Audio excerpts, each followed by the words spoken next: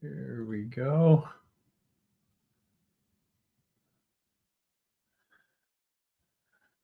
Okay. Welcome in, everyone. We'll be getting started in just a moment. I apologize, I'm running late. We had, there's an issue that we were dealing with this morning with our furnace. So I had to get on the phone with a repairman, and was dealing with that for a little bit, trying to get an appointment set up so that we can get the heat back in our house, because there's no heat. It's so cold. So I was like, okay, give me just a second to get myself situated here. So I apologize that we're about 15 minutes late right now. So if you've been sitting here waiting patiently, I really do appreciate it. And I'm sorry again for my tardiness to start. I'm really excited to today to take a look at Venus and Saturn, who are getting together in a square this weekend. It's a very intense aspect, one that I think tends to provoke a lot of anxiety in us as astrology students, lovers of the stars. We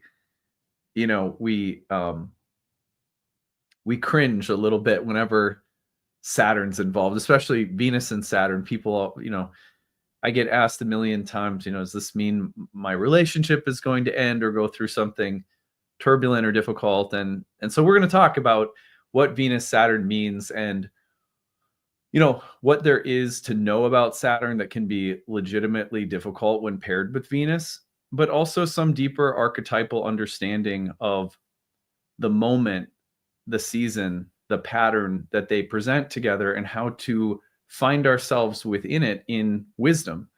And when you can locate yourself in an astrological pattern with wisdom, consciousness, presence, it never becomes about what's happening to me. And instead, it tends to be about how do I participate in the unfolding of this dynamic. And that's a much more, for many of us, it's a better place to be. So I hope that we'll be able to give you some of that orientation today for the Venus-Saturn dynamic, which is coming through over the weekend. In other news, I will be doing some Q&A at the end after some horoscopes. So we'll take Venus and Saturn together, talk about them. We'll move into horoscopes for all 12 signs, and then we'll open up for some Q&A. Some other things that I'll do along the way will be, of course, to plug the Kickstarter. We also have a solstice event in Minneapolis this weekend. So if you're in the area, I'll tell you about how you can join us. It's free.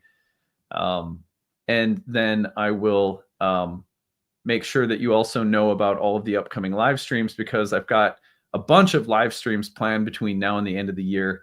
It's going to be really fun. I'll tell you where you can find the schedule for those in case you want to join, but they'll all be available as replays on the channel, of course, like everything else. Anyway, now that we've got about 100 people here live, tell me where you're coming in from in the comment section. Let's hear from you guys. Where are you coming from today? Where in the world are you located as you're joining us for the live stream today? I'd love to hear from you. Let's see. All right, we've got Toronto. Morning from Nashville. Hey, Lauren. Let's see. Ontario, Washington, Montreal. Yeah, all right. Washington, D.C. Here we go. Heat from Houston. Thanks, we need it. Yeah, in case you're joining me, I was a little bit late getting started this morning because our furnace isn't working. So it's like I was on the phone trying to get someone out here today. My daughters both have influenza downstairs, and there's no heat in the house. So I was like, my wife and I were trying to figure out, like, okay, we got to get someone out here. Let's bundle the kids up because it's frigid in our house all of a sudden. So yeah, we're getting hit hard by Venus Saturn. As soon as Venus came started to apply into the square, one of Venus's natural significations, in fact, is daughters. And so, one of my daughters is a Sagittarius who has Saturn squaring her sun right now, and she got influenza.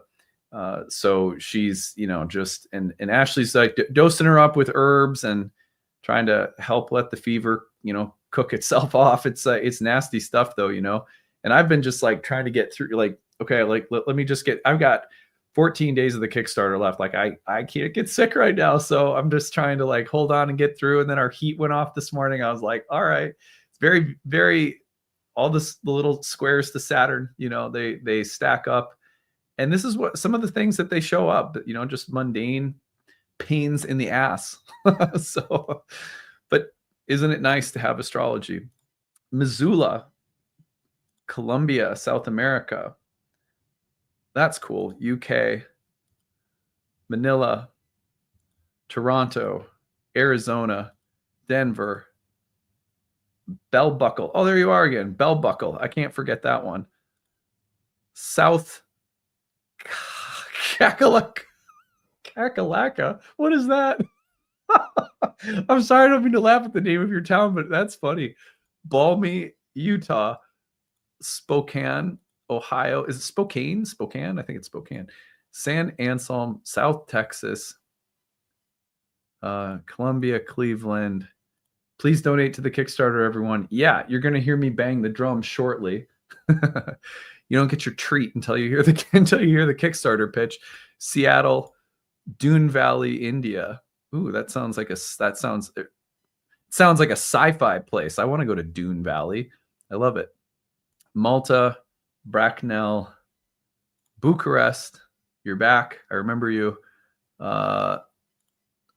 San Miguel de Allende, Mexico. That sounds awesome. San Antonio, Brooklyn, Port Richey, Florida, Denver, Paris, Ontario,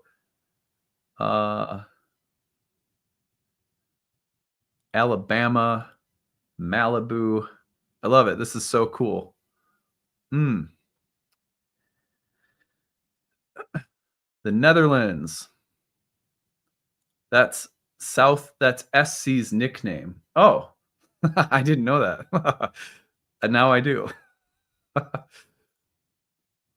Broadstairs, UK. I feel like that sounds like the name of a city in the UK. Broadstairs. Breckenridge. Okay. Belgium. See how shallow I am. Belgium, Breckenridge, Dubuque. All right. Well, shall we bring the pain and start talking about Venus and Saturn? Let's fuck you all up. I'm just playing. Okay. So let's talk about Venus and Saturn today, and we'll do some horoscopes for all of you lovely people, and then we will have some time for Q&A. So let's we got to pump the Kickstarter. You guys know it. I know it. This is what we've got to do. All right, let me just get out my handy dandy calculator. We need, between now and New Year's Eve, which is just 13 days from right now, we still need, I'm putting the link to the Kickstarter is in the live stream. Let's see. 2,043 backers minus 759. We still need 1,284 backers in 13 days. So let's divide that number by 13. We need 98 backers a day. We need 98 backers a day between now and the end of the Kickstarter. Typically, we have, of course, a big rush of people that come in the last few days. So I'm not anticipating we're going to perfectly hit our average between now and then. A lot of people show up at the last minute. I get cleansed from the inside out. The anxiety is sacred. I don't like it, but I appreciate what it does for me as a content creator in service, right? But we do need a lot of support between now and the new year. So 98 backers a day. That means during this live stream, we can get 20, 30 backers on our way and keep pushing toward our goal. That will help significantly. I'm going to take you over to the Kickstarter campaign.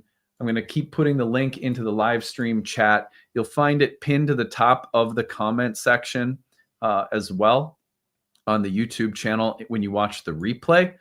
And when you head over to the Kickstarter campaign, it's gonna look like this. You can also find the link to the Kickstarter campaign on the website, nightlightastrology.com. At the top of the page, you're gonna see just a Kickstarter link. Head over to the Kickstarter. This is what you'll see. On the right-hand side, when you scroll down, you'll be able to make pledges and choose rewards. The different rewards that are available include an Astrology of 2026 calendar. That's the most basic reward. You don't have to choose a reward. You could give $5 and choose no reward. If you're going to get a reward, let me tell you what's available. Scroll down a little bit more. If you like the meditation that I did, the guided meditation, there are 2 different guided meditations. If you watch the new moon guided meditation that I did a couple days ago, there is one on inviting the silence. This is a guided meditation that talks about the value of quiet time in our lives. The Astrology of 2026 video is an hour-and-a-half long lecture on all of the major transits of 2026. The Oracle Within is a guided meditation that's meant to help you set intentions and visualize for the year ahead. That's another guided meditation I wrote, and that actually has some really nice like ambient music in the background. Scroll down, you'll see that you can sign up for the early release of my next book. That's going to be fun. That'll be I'll start to release that later in the year. Year ahead horoscope readings. If you want I think it's about 5 hours worth of content. This is every single sun and rising sign for the year ahead, given a long list of the major transits of the year. So this is, a full, robust horoscope for your year ahead.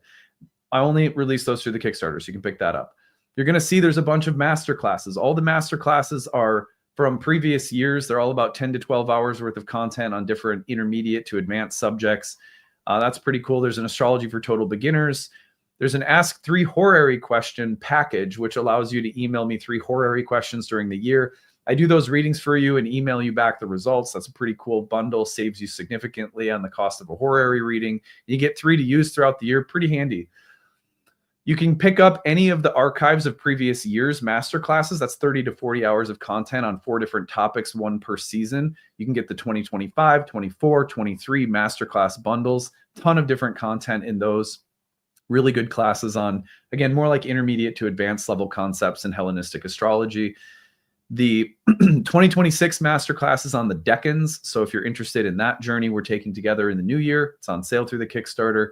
The Nightlight Guild membership, ideal for people who are already in the Nightlight world. That's going to give you 20 kind of advanced craft practice sessions in group and community that I lead, as well as all of the monthly webinars that I teach included in that bundle. So another really good way to just stay plugged into what we're doing in the classroom at Nightlight. My wife's herbal apprenticeship programs are available. You can sign up for those. She is a fantastic teacher of herbal plant spirit medicine. She has a master's degree in clinical herbal medicine. So she's a great teacher. She's been teaching herbal apprenticeships for 15 years. So check her out. She's got a YouTube channel called Skyhouse Herbs. And then you can bundle our classes together. So if you want to come study in our year 1, 2, 3 horary program, any yearly masterclass, any yearly guild series, you can pick up the 1, 2, 3, or 4 class passes. These don't expire. They can be used anytime you want. For any of the programs we offer year by year, and all of the evergreen programs that are there every year, starting new in June and November. So those bundles are going to save you the most on our classes. The best sale of the year. When you bundle them together at 2, 3, 4, they go up to like 50% off per class. So 70% if you get the 4 class bundle. It's a really, really good deal. Best way to come study with us and support the channel and our school. So anyway, those are the rewards we offer. We need 1,200 plus backers between now and the end of the year. That's a really big push that we still have left. So let me just start, before we get into Venus-Saturn, let me ask this question. Do you tune into this channel once a week, twice a week, every day, or a couple times a month? Throughout the year, and however regularly you watch the channel, does it give you any of these things? Does it give you astrological insight that's really helpful? Do you learn about astrology in ways that you can't in other places? Does the warmth, the community, the humor, the storytelling touch you and mean something to you that's more personal? Do you find this a place of spiritual companionship, insight, inspiration? If you can check yes to any of those questions, then please consider supporting us. Of course, this is how I earn my livelihood, but it's also 12 staff members behind Nightlight, including a full-time social media manager, about 3 hours worth of work per day to produce free content 7 days a week, year round. So there's a lot of heart that goes into this, and our model is simple. We produce it. We don't want to put any paywalls or subscriptions around it. We put it out there. You know, there's 85,000 people that subscribe to this channel. We need about 2,000 of that, you know, subscriber total per year to pitch in and support us. That ends up being how we succeed and keep moving forward as a business year after year, doing the same thing, being the same consistent presence for you guys. The other thing, of course, is that all of our programs offer sliding scales. Nightlight started as a donation-based model, and over the years, every single program we offer in terms of the formal education that we offer has sliding scales and scholarships. The reason that we're able to provide those for people, 60% of our students take advantage of them, is because of the generosity, people supporting the channel, and people taking advantage of the sales and stuff like that. So again, if this is a positive force in your life, a positive place, then please consider supporting us, because we can't do it year after year without patrons. We need patrons to survive, and that means all of you. So if you like it, please support it. If you love it, please support it. Link is in the comment section. I'm going to come back to support try to generate some support for the Kickstarter a little bit later today. But next, what we're going to do is we're going to start talking about Venus and Saturn. Now, we are at 759 backers as of the start of this program. When I come back, after we talk about Venus and Saturn, after we do some horoscopes, and I come back, I want to see that sucker at like 780. I want to see, like, let's get like 20 people that say, okay, I haven't donated yet. Today's the day I'm going to go over there, pop in a $5 donation, help us reach our goal. So let's see if we can't get like 20 backers during our live today. I think we can do it. Okay, let me put up the real-time clock. Let's turn, as I like to say, let's turn our attention to the real-time clock. Here we go.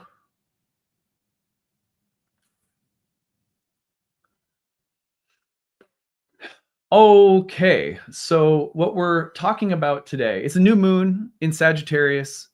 Happy new moon in Sagittarius. If you want coverage on the new moon in Sagittarius, check out the video I just did. I did a fun guided meditation on the new moon that I was surprised. It was kind of experimental. I'd been writing other meditations for the Kickstarter, like I was just saying. And so I wrote a guided meditation, and people seem to like it. So maybe I'll do it again. But I really said everything I have to say about the new moon in Sagittarius in yesterday's video. So make sure you check that out. Today, we're going to focus in on the major aspect happening over the weekend, the pain in everyone's ass. We also talked about Sun and Neptune. So there's also a Sun-Neptune video on the channel. Sun's moving right into a square with Neptune. If you want more coverage on the Sun-Neptune, please do check that out as well. So those, those kind of topics that are also in the air today have been covered in the regular content on the channel. Venus is heading into a square with Saturn. Let's track this out. Today, Venus is just a little over like 1.5 degrees or so away from making the exact aspect. If I take everything forward by a day, tomorrow morning, Saturday, December 20th, sort of the eve of the solstice, we have Venus within 1 degree. Bump this forward, and by Sunday morning, Venus has just passed through the square. So that means between today, the 19th, tomorrow, the 20th, and by Sunday, the 21st, the Venus-Saturn square will be moving through its perfection. And so that's the time range that you should keep in mind. You could extend this a little bit more to like Monday, but by then we're getting into Venus square Neptune, which is kind of a little different vibration. We're going to talk about that later. Later in today's show, I'm also going to tell you about all the live streams I have scheduled and where to find the schedule for them. So you can join me for a bunch of fun live streams at the end of the year here. But so that's the Venus-Saturn dynamic that we're looking at. Now, as always, what I want to highlight here is the archetypal dimensions of this transit. And let me just do something really quick that's annoying me.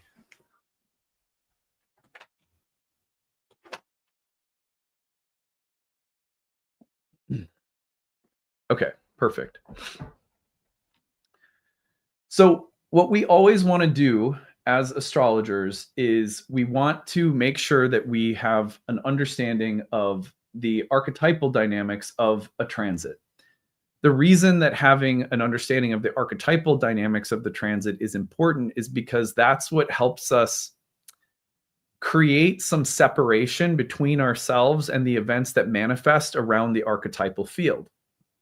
You might say, well, why would I want distance or separation? It's not to dissociate. That's something that lots of people very rightly are skeptical of. Like, well, I don't want to use astrology to like try to step outside of my life or my experiences and dissociate from them. No, that's not the idea. The idea is to create space, because space takes ourselves out of conflation, which means we get identified with events. It's like saying, I am what's happening to me right now. And what we want is to say something is happening. The archetypal field recognition, the pattern recognition that we use, allows us to see the event as archetypal, as patterned. That then creates an ability to step out of conflation or identification and to have some space within which to relate. And relating, another way of putting that is to participate. I want to participate in the unfolding of the symbolic field or patterning that's showing itself right now. And how can I participate if I'm so identified with it that there's no space to relate to it from? So the goal on this channel is always, first, let's create the relating space. Let's create the participatory space. That means identifying the archetype, identifying the field. Once we've got that, then we have so many options for how to relate, how to participate. And that's why we give you not just, kind of this is the pattern, but these are the different angles on the pattern that create different lanes or avenues of participation, that create different spaces or fields within which to relate. So that's what we're going to do next. And what I have for us today, surprise, surprise, I have an I Ching reading. So what I'm going to do now is I am going to just unpack for you the reading that I did this morning to prepare my notes. So sometimes what I do is I sit and I just free write. I free write on the archetype. I create a list of 5 things to watch for based on free writing. Other times I pick some of my favorite books that I know talk about certain archetypes, James Hillman, Liz Green, the Tao Te Ching, the Hermetica, whatever, all sorts of different wisdom texts that are beloved, in my closet. My closet, you can see, look at that is my closet over there. It's just totally stacked with stuff. So we all have a stuff closet, right? Anyway, let me move this. All right, there we go. So, and you and your stuff closet probably looks better than mine. But anyway, I will sit and write out whatever I'm going to talk about today from the standpoint of a voice of wisdom, maybe from my collection of books that, astrologers that means something, Richard Tarnas or Liz Green or whatever. Then other times what I do is I sit down and I approach the I Ching and I say, can you please give me a hexagram or hexagram sequence that nicely maps the archetype? And then I use that to inform my writing, and I don't ever tell you guys about it. I don't tell you guys about it because a lot of people don't necessarily know the language of the I Ching. And then once in a while, I go through phases. And if you've been around my channel for long enough, you know this, where I'll take the I Ching out of the closet and just show you what I'm doing. I'll just be like, here, rather than taking the I Ching reading and translating into a list of 5 things to watch for, I'll just take you through the I Ching reading and how I'm thinking about it in relation to the archetype. And I just do that organically. And I tend to do that when the I Ching becomes more exciting to me. There's phases I go through with the I Ching where it's like, ooh, it's really exciting. And I feel like maybe I'm understanding things more or differently, and it's exciting to articulate it. And also, part of this is because, not surprisingly, I just found a new translation of the I Ching that I really love by Benabel Wen, who's going to hopefully come on my channel in the new year to talk about the I Ching. So for that reason, I also want people to consider bringing the I Ching into their lives. If you like the stuff on this channel, a lot of it comes from the I Ching. So Anyway, all of that being said, that's how we're going to approach it today. What I'm going to do next, I need to make some banners here. I just realized I didn't make banners for this, and I think it'll help. So let's do, okay. So the first hexagram that I got when talking about Venus and Saturn was hexagram number 33, which is translated as retreat. And in the trigrams, the image is of heaven. The trigrams are like heaven, mountain, thunder. There's different sort of like elements in the I Ching's philosophy that the trigrams constitute. And it has carryover into like Chinese medicine and all sorts of other things. In this hexagram called retreat, heaven is on the bottom, the mountain is on the top. So you could think of it as mountain over heaven, or heaven below, mountain above. And the hexagram is called retreat. Let me read you the oracle text, and then I'm going to tell you a lot about this hexagram and then slowly relate it back to Venus and Saturn.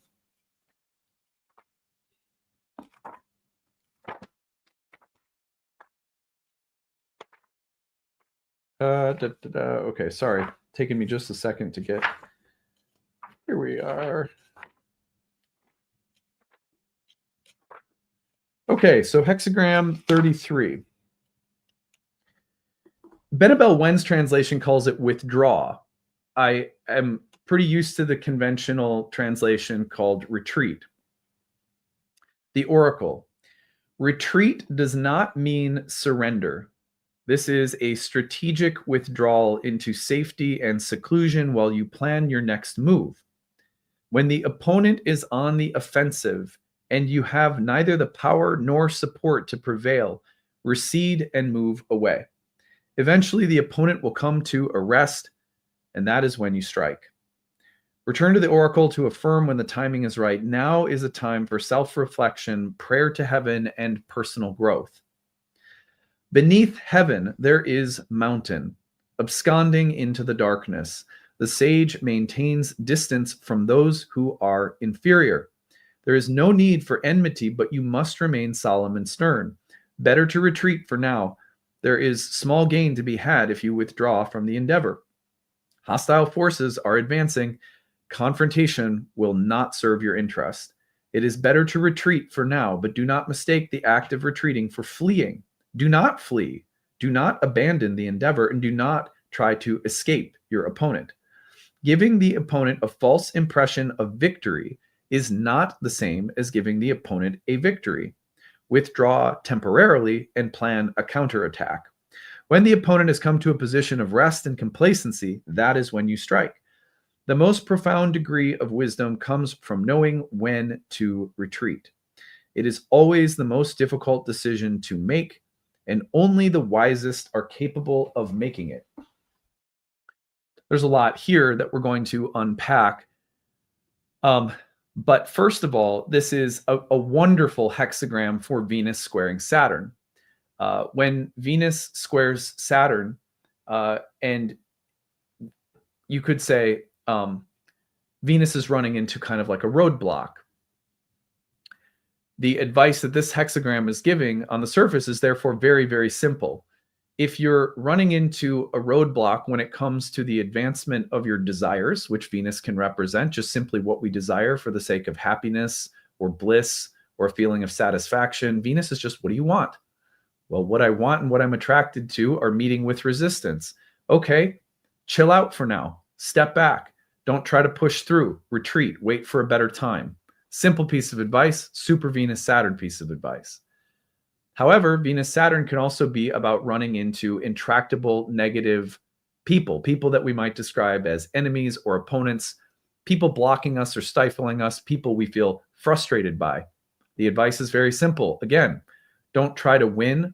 Don't get into a power struggle. You'll lose. Instead, step back. You can even give the impression that you're defeated. Remember, some of this is used as tactics for engaging in struggles with opponents or with tyrannical people trying to overthrow the light of the kingdom type of stuff.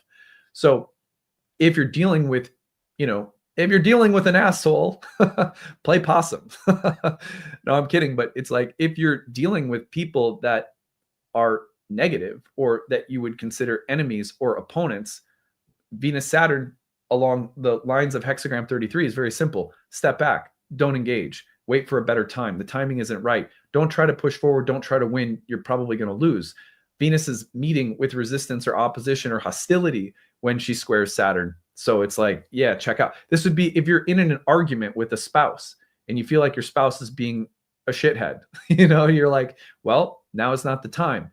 If I keep pushing forward in the current dynamic, in the current field, in the current moment, the pattern is not going to lead to a good outcome.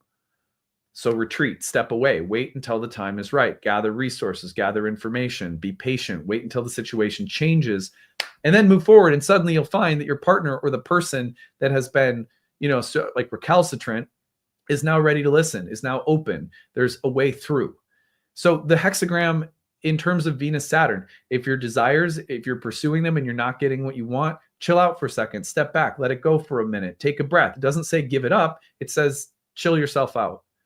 On the other hand, the very simple advice from the hexagram is like, if it's a relational situation and you're dealing with something really stuck or hostile or a power struggle or something that's just not a good social relational dynamic, chill out, don't push forward, step back, wait, bide your time, gather information, wait till the time or the dynamic shifts somehow, and it will if you step back. See, that's the part of this hexagram that's so beautiful, is everything success-oriented in this hexagram has to do with stepping back in order to move forward later. If you just, it's like, oh, you know what? My wife is really overwhelmed because she's dealing with a broken furnace right now. If I try to bring up something that I was really hoping we could do that she's a little resistant to, I'm going to get the big NO. Everyone knows this from the time we're kids. Ooh, mom's in a crappy mood. Let's not ask for the thing, right? Can I use the car? Wait, chill out. Wait until she's calmed down and on the couch and laughing again. And then you go and ask, and the dynamic is different. The result is different. So you can feel the wisdom of Venus-Saturn being like, don't push forward, step back, wait, and then there'll be a way through. So this is super simple advice for Venus-Saturn. Isn't it beautiful how simple it is? Sometimes we forget, oh yeah, we make it so complicated. This can be very, very simple. So yeah, there's a really nice comment being left here that I want to highlight. Tactical retreat is discussed in The Art of War, and it's a battle move in and of itself. I'm the child of a military veteran, so this makes perfect sense to me. Exactly. That's exactly it. And the I Ching has tactical advice like that, but it's tactical advice that doesn't necessarily have to be martial. Like, we don't have to find ourselves in a literal, power struggle with a literal enemy, although it could be that way. But it's like, yeah, I like this comment too. Social Aikido. That's right. Exactly. Hurry up and wait. There you go. You've got it. All right. Let's talk a little bit more about hexagram 33 though, because this is really interesting. At its core, this hexagram is not defeat. It's not withdrawal out of fear or loss of desire. All Venus-Saturn dynamics that we could interpret. But hexagram 33 gives us insight. It's strategic retreat, timely self-restraint, self-preservation in the presence of a greater force. Let me tell you another example that I just encountered last night. I am almost done with 35 weeks of lean bulking. Heavenly Hash just arrived on my doorstep from my mother-in-law. Do you guys know what Heavenly Hash is? Heavenly Hash is like the world's greatest holiday gift from the gods. I don't know if you've ever eaten Heavenly Hash, but I could eat an entire trailer full of Heavenly Hash and never, I would just vanish into thin air. It's so good. So anyway, it arrived and I was like, oh my God, it's almost Heavenly Hash time. But then I remembered I have 1 week left of my bulk. I've made it this far. I don't want to break my diet right now when I've already set myself up to enjoy holiday treats next week at the end of my 35-week tremendous program that I've like, you're almost there. Hold yourself back. So that very simple Venus-Saturn wisdom came up in me last night. It's timely self-restraint. It doesn't mean never. It means not right now. And my wife saw me and she goes, I'm going to put these away until Christmas next week. And I was like, yeah, please do. Such a simple Venus-Saturn moment, right? Okay. So the judgment, and this is from the Wilhelm translation, says retreat, success. In what is small, perseverance furthers. That is especially important for Venus-Saturn. A Venus-Saturn square is rarely about no. It's about not this way, not now, or not without maturity. And that's exactly what hexagram 33 speaks to. Let's talk about Venus and Sagittarius, for example. The desire, if we think about Venus in terms of desire, is to expand, to explore, to be open, to confess, to share, to risk, to idealize, truth-telling, romantic honesty, philosophical, moral enthusiasm, the urge to move towards something with faith and excitement. Well, it hits Saturn in Pisces and it gets limits that are subtle, emotional, karmic, invisible, boundaries around compassion, sacrifice, fantasy, longing, the need for containment rather than escape. Let me give you another simple example. I'm coming to the end of a lot of work, and I just finished some of my recordings for the year. I'm about finished with my bulking program. The Kickstarter is almost over. And not surprisingly, Venus, which rules daughters, I was just telling you this, comes into the applying square with Saturn. The sun goes through Saturn, Mars goes through Saturn. Everyone in my family gets influenza. My younger daughter got it. She gave it to my wife. Then my older daughter got it. And I'm just holding on for dear life. I'm just like, I got to get through this. But you know what it feels like? It feels like in all of my desire to enjoy the culmination of a long process of work, I can't because everyone's sick. It's like a nice big turd in my swimming pool. No, not yet. Not quite yet. But I know because I have things like the I Ching in my life, because I read the stars, it'll come. That sense of release, that sense of optimism, that sense of getting to kind of step back from the work, finish a process, celebrate, whatever. It's there. It's coming. Don't take the opportunity right now. You're kind of close to the finish line. Feels like something's trying to slap you upside the head. Don't get distracted by it. It's fine. It'll be okay. The thing you want is coming, just not right now. Got to wait just a minute. It's like a little test of your mettle at the very end of a process, you know? So square creates friction between wanting to advance openly, Venus and Sag, toward what we want or toward happiness or pleasure or connection. And then this thing that feels like nebulous, like a wet blanket that's like, no, not right now. You're like, stop it. It's like someone who wants to enjoy, like, oh, I'm just going to enjoy this. But you start having a crazy, allergic attack in the middle of a social setting you're supposed to be really enjoying. And you're like, well, why won't my body just shut up and let me enjoy this moment? But no, I have to have like a total allergic meltdown to some tiny little thing. Oh, well, this person had a cat a year ago. There's a little dander in the environment. It's going to shit all over my New Year's Eve celebration. That's a very Venus and Sag meet Saturn and Pisces kind of situation. You just feel like something's trying to kill your joy. So hexagram 33 says, the wise person does not confront this stronger force directly. They preserve what they want. They preserve their goal. They preserve the feeling that it feels like something is trying to steal from them by stepping back. That's Saturn's wisdom speaking directly to Venus. Go bang your head against it. You think that it's going to get anything done? It's not. Now, when you get an unchanging hexagram, this was unchanging. This often means that the situation itself is the teaching. There's not a need to do anything very dramatic. The virtue is already very clear. Just demonstrate patience. Just demonstrate restraint. Don't try to push forward. First retreat, then advance. First retreat, then advance. First step back and wait, and then advance. It's that simple. You'll find that by the time Venus has passed over Saturn, by the end of the weekend, anything you're running up against that feels like a block, it'll be gone. It'll just naturally go away. If you have not flipped out, you'll be feeling fine. If you have flipped out, you'll be doing cleanup work. That's the teaching of 33. Retreat does not mean rejection. Hexagram 33 is not telling us, that pulling back is not the same as giving up. Distance can actually be an act of love. Boundaries can protect meaning rather than destroy it. All of this can be really important for relationships or creative processes that require commitment and discipline over a long period of time. Any kind of financial or value-based decisions. Venus wants closeness or expression. Saturn says only what can endure and demonstrate patience and maturity is worthy of advancing right now.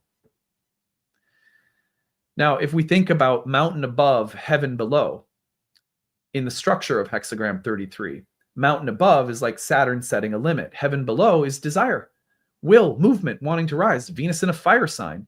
The mountain's not there to crush it. It just asks it to wait. Pressure without permission. Desire meeting consequence. Love meeting time. The advice of the hexagram is, in what is small, perseverance furthers. This is pure Venus-Saturn. It tells us that right now, another thing to consider is that modest gestures are more effective than grand declarations, even though Venus and Sag wants to be very big. Private integrity is better than public display. Quiet consistency over dramatic romantic acts or grandiosity.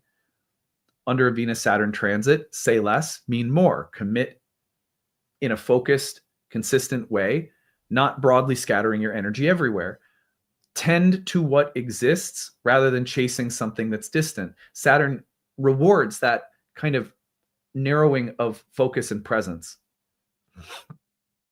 Excuse me. So in relationships, hexagram 33 and Venus and Saturn says something like, don't push right now for clarity, commitment, reassurance. Allow space for these things to reveal themselves in their own way. If you're in a creative process, this is a good time to edit rather than expand, refine instead of launch. If you're thinking about business choices, this is choosing restraint not out of fear, but because of long-term self-respect or long-term vision. In spiritual life, it's letting go of fantasies of transcendence in favor of humble daily devotion. The big stuff will come. The big, exciting, charismatic explosions of growth potential will come. But right now, let go of those big fantasies of transcendence. Let the transcendence be expanded into a smaller space that's more present, immediate, and focused. That's a Venus-Saturn kind of lesson from Sag to Pisces. This is a moment when wisdom looks like not advancing. That's one of Saturn's hardest lessons for us. Love doesn't always grow by moving forward. Sometimes it grows by not violating the time constraints or necessities of the moment. It is like saying, my partner is upset right now. Rather than being right, I'm going to be present, even if I am right. Do you see how that's Venus-Saturn? I care more. I can see the long arc of this. In 3 hours, they're going to recognize that I'm right.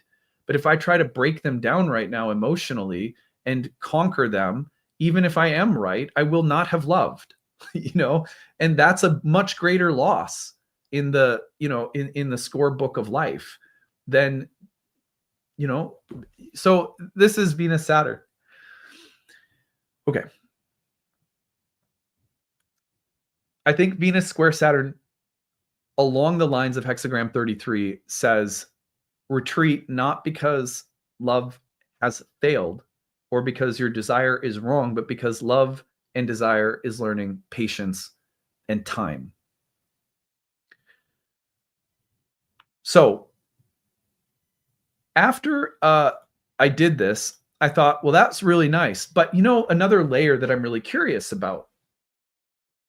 What about the fact that so many of these squares that we've been experiencing between Sagittarius and Pisces are ruled by Jupiter and Cancer? Jupiter in Cancer is exalted but retrograde right now. Like, what is the overall effect of the dynamic between these squares?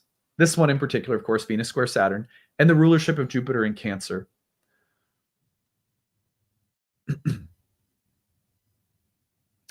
So let me now... And guys, give me just a second, because I believe that the furnace guy is here. And I need to make sure that someone lets him in. Give me just 1 second.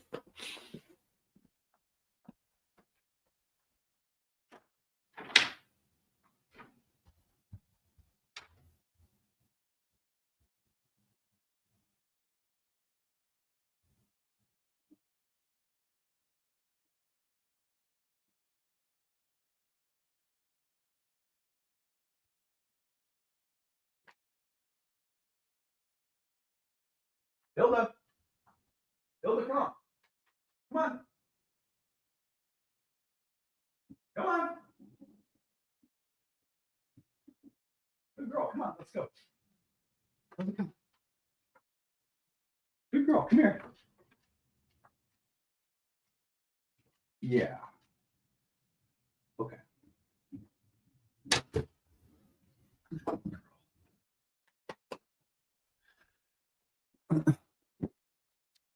So Hilda was going to try to eat the furnace repairman, so I had to bring her up here. She needs to retreat. Wait for a better time, Hilda. You'll get to bite his ass later, I promise. there'll be another day for you. Just wait. Okay, so now let's move on. So I asked the I Ching about the rulership of Jupiter. What does Jupiter in the background tell us about this? Now, let's take a look. So the first hexagram that came back was number 59. In particular, the second and fourth lines were changing, and that leads to hexagram 12.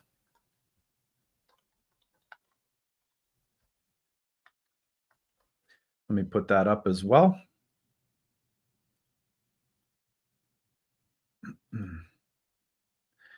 So the hexagram sequence was 59 to 12. 59, dissolution, to 12, stagnation. So I'm going to share with you some insights about these two hexagrams next, but first what I want to do is simply read you the oracle text from 59. This is again from the Benabel Wen translation, and we're going to explore now the rulership of Jupiter in the background. Here we go. So this is wind over water. Hexagram 59 is the starting hexagram for this part of the analysis. And it's wind on the top, water on the bottom. And it's called, in Benabel Wen's translation, she calls it making waves. Another translation that I'm pretty familiar with from Wilhelm is dissolution. So I'll call it dissolution, but here it is. A very important task is at hand. And to make waves, you will be the driver of, sorry, there we go. Give me just 1 second, guys. I'll start again. A very important task is at hand, and to make waves, you will be the driver of the forces. Like wind breaking waves, a voice of reason, virtue, and compassion rises to reform what is broken and severe. Omen of one with a strong sense of purpose, who understands exactly what must be done to make waves and create necessary change. Set aside personal interest and pursue public interest. Heaven seeks you as a vessel to carry forth its mission. Dispel what has been oppressive.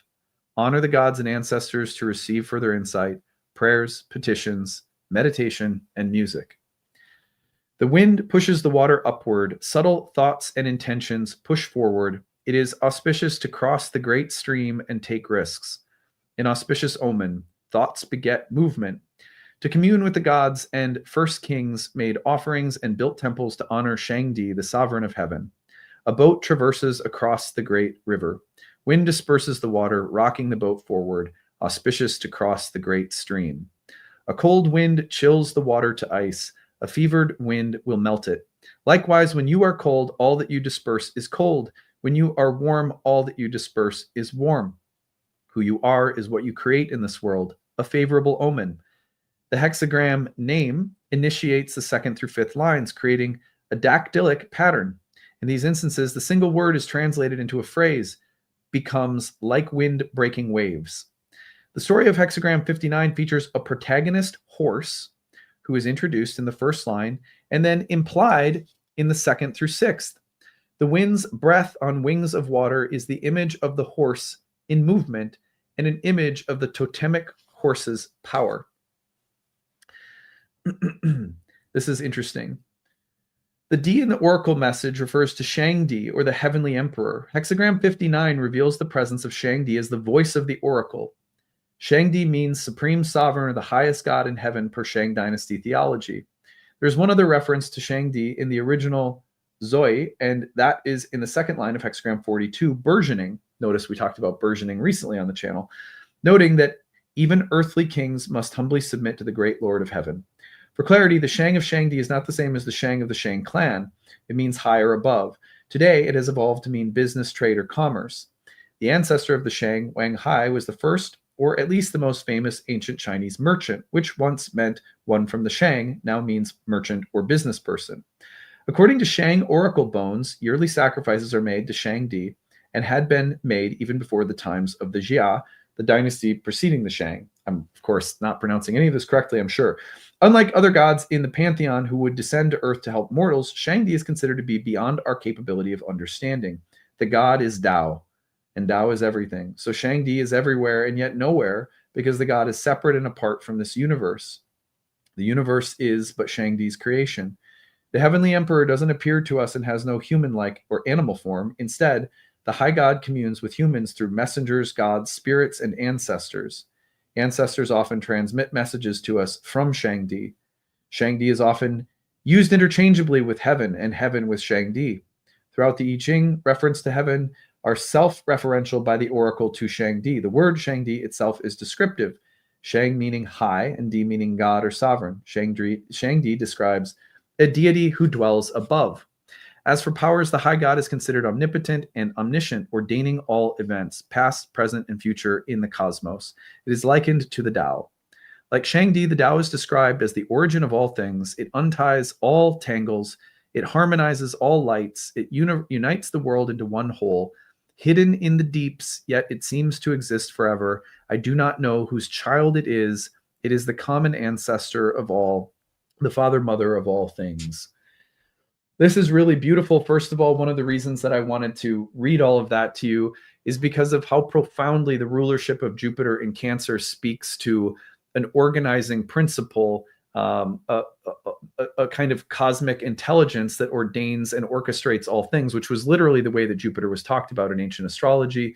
There's a lot of connection between Zeus and Shang-Di, and the idea that there is a cosmic orchestrator that is also ancestral and that will speak through history, memory, clan, family, group, community is not only appropriate for obviously this hexagram 59, but is also appropriate for Jupiter in Cancer, where the cosmic orchestrating force has ancestral and familial connections behind it. So I love that this hexagram came up because it's a way of talking about this moment as having a very deep underlying kind of reverberating ancestral presence. Maybe that's a little hard to see. Maybe that's hard to tap into. But I think it's there nonetheless. A deeper level of reflection right now might engage us with asking this block, this limit, this Venus-Saturn moment that I'm experiencing, how does it lead me back to my past, my ancestry, my upbringing, my family, my home of origin, things happening in collectives that I'm a part of, like groups or communities that are like clans or families. And how is this moment reflective of some deeper intelligence that's in those kinds of spaces? That's a really good question for hexagram 59, because hexagram 59, it talks about the story in the hexagram also has to do with ancestral veneration and trying to bring things together in life through deep reflection on ancestral karma and family kind of karma.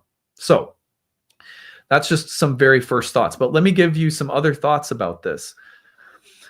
Where hexagram 33 says, don't advance, hexagram 59 is the first of these two hexagrams that we're going to look at, says what has to be, remember the hexagram is called dispersion, or in Benabel Wens, it's making waves, or it's wind over water creating waves. Where hexagram 33 says, don't advance, retreat, step back, hexagram 59 says, what has to be loosened, what has to be dissolved or released so that pressure doesn't harden into damage. And there's a clear ancestral connection here that's really interesting as a kind of backdrop. So that Jupiter retrograde in Cancer underneath the surface says that there might be emotional, relational, value-based contractions that can't be pushed through, that have their roots in the past, in family, in home, in things that are ancestral or familial, or just emotional, deeply emotional. Jupiter retrograde is like a key in this case. They're both ruled by Jupiter, Venus, and Saturn. In Cancer, it's exalted, it's emotional, it's protective, it's memory-based. Retrograde means reviewing, returning, reconsidering, revising. So when you put these two things together, it's clearly not a moment where we're supposed to be rapidly expanding outward, but rather seeking to resolve things and clarify things in a different manner. We don't seek resolution through fast movement. We don't clarify things by pushing forward for answers. The Jupiter retrograde in Cancer in hexagram 59 says the way forward comes through emotional untangling, memory and care, healing of the past, resolution of old things. Hexagram 59 fits this along with Jupiter in Cancer retrograde very well. Here's Wilhelm's paraphrase of hexagram 59's fourth line, which was the emphasized line in the reading. He dissolves his bond with his group. Supreme good fortune, dispersion leads to gathering. That's interesting and very Venus-Saturn. What this means archetypally is that letting go of emotional entanglements that define identity will be positive right now. Stepping back from group expectations, relational scripts, unspoken obligations, releasing the need to belong at the cost of truth. But all of that has to happen through a kind of stepping back or setting of a boundary or a thoughtful momentary distancing. Not every bond is meant to be held together right now. And Jupiter retrograde tells us this release is inward, it's subtle, it's private, it's painful but clarifying. This clarification and releasing of a bond is not something that you do in a really active, forward, aggressive, combative manner. It's about stepping back, creating distance, and untangling something, and then waiting for the right moment to move forward, maybe having released something of a bond or attachment that's not healthy, or that represents something stagnant, which is the next hexagram. When line 4 changes along with the other line that was changing, we get hexagram 12, which is called stagnation. I'm not going to read the entire oracle text for stagnation. I'll just summarize it. In this one, heaven is above and earth is below. And stagnation, when heaven is above and earth is below and they're separating from one another, it's about things not flowing. Heaven doesn't descend, it rises. Earth does not rise, it descends. So when heaven is above earth, the two are moving apart. So the question becomes, well, why would dispersion lead to stagnation? Because it's not a time of synthesis yet. So if we do not consciously loosen what binds us, stagnation will set in. And this is important. Even when we do loosen things appropriately, stagnation may still be a necessary pause right now. That's the Saturn-Venus dynamic speaking as well. You can do the emotional work correctly, you can release with integrity, and still not see immediate movement, clarity, or resolution. Hexagram 12, stagnation, says don't mistake stillness for punishment. That's a beautiful part of hexagram 12, is that sometimes things appear stagnant, but it's in that feeling that something is stagnant that we often grow really impatient. So the opportunity Venus-Saturn gives us to step back is also an opportunity to disentangle ourselves, to disperse something, to let go of something. And then it's going to feel like things are stagnant, but that doesn't mean they actually are stagnant. It means that something had to be separated. A boundary had to be created, or a cord had to be cut. That can feel temporarily like stagnation, but remember the advice of hexagram 33. Retreat doesn't mean defeat, it means waiting for a better time. Stagnation is basically the exact same teaching. It might feel stagnant, but if you let the stagnation just kind of be, movement will return again. So when we put all of this together, let's just repeat some of it. Hexagram 33, don't advance, preserve what matters, step back, wait for a better moment. Hexagram 59, line 4, with the Jupiter retrograde in the background, loosen emotional and relational bonds, that create pressure, false belonging, unhealthy entanglements. Do this in a more private, non-aggressive, non-confrontational manner. Take the space, step back, create the disentanglement in a more quiet, private, non-aggressive manner. It might feel like stagnation is occurring. It might feel like something is blocking you. But if you do that work and you wait, movement will return again, and there will be a better time to accomplish what you're setting out to accomplish, and a more refined sense of what's worthy of pursuing in the first place because of the disentanglement that you've done. So, restraint without bitterness, release without expectation, patience without resignation. These are the lessons of the moment. So I hope that this was a useful exploration of Venus and Saturn. And again, like, why are we doing this? We're doing this so that we can locate ourselves in a pattern. And by locating ourselves in a pattern, we are no longer identified with it. And it's that awareness that gives us the instructive advice. Step back, disentangle. It might feel like you're not getting what you want. It might feel like stagnation. It might feel like defeat. It's not. It's a kind of stepping back that has a lot of benefits right now and blessings right now. And then a new way forward, a new path around, a new resolution will present itself. Beautiful little teachings. I hope that they are applicable and, useful, like practically useful. Always, like, what I'm hoping is that you're able to take these patterns and notice them in your life over the next 3 days, or maybe you notice them at work already this week, and then something good can come from it.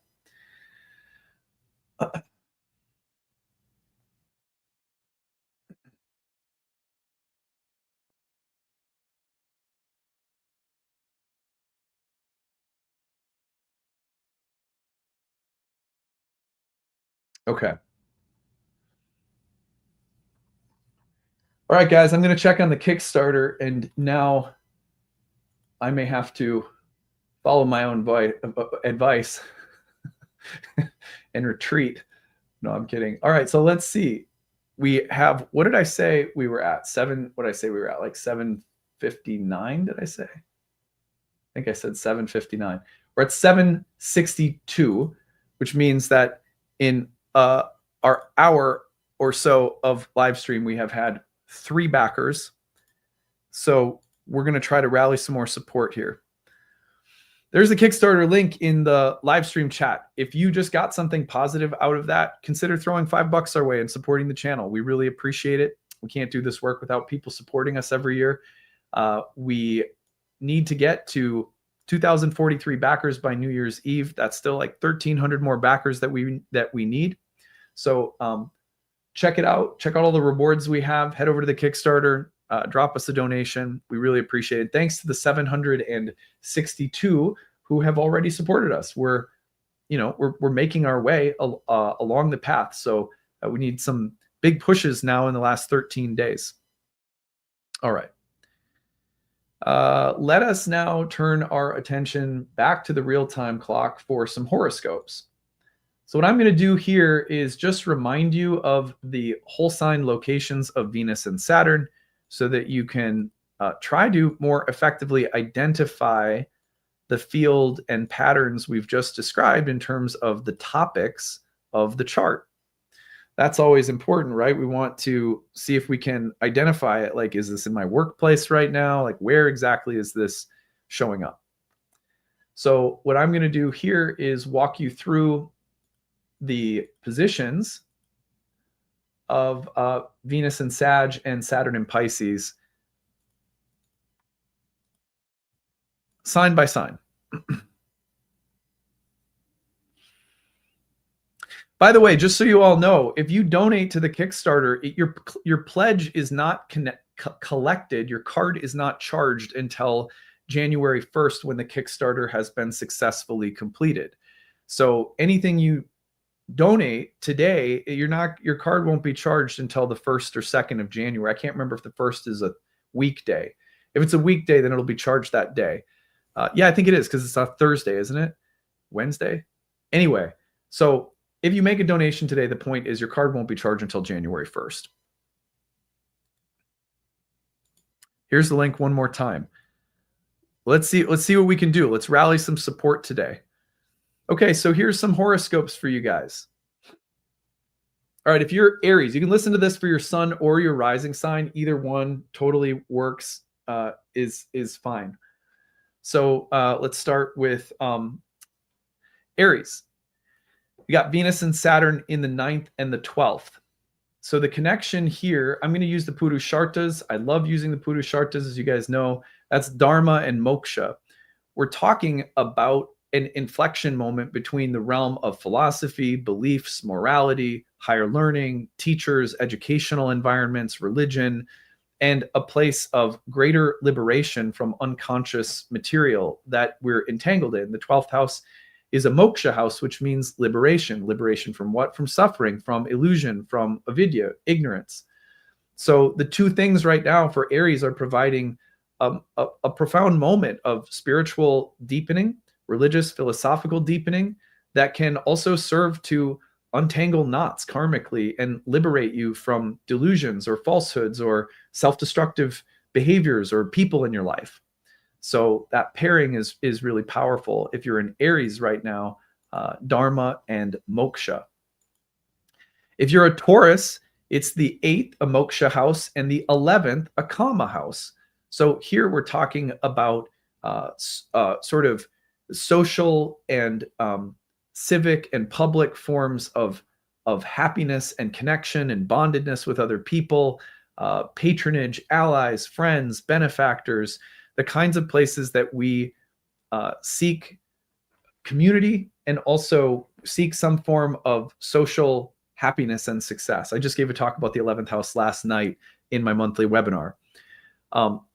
The 8th house, we're talking about the kinds of soul contracts that we have with other people that either entangle or liberate. And a lot of the 8th house has to do with the debts that we incur to other people or that others incur to us, and being freed from those kinds of dynamics, which is fundamentally really about using one another.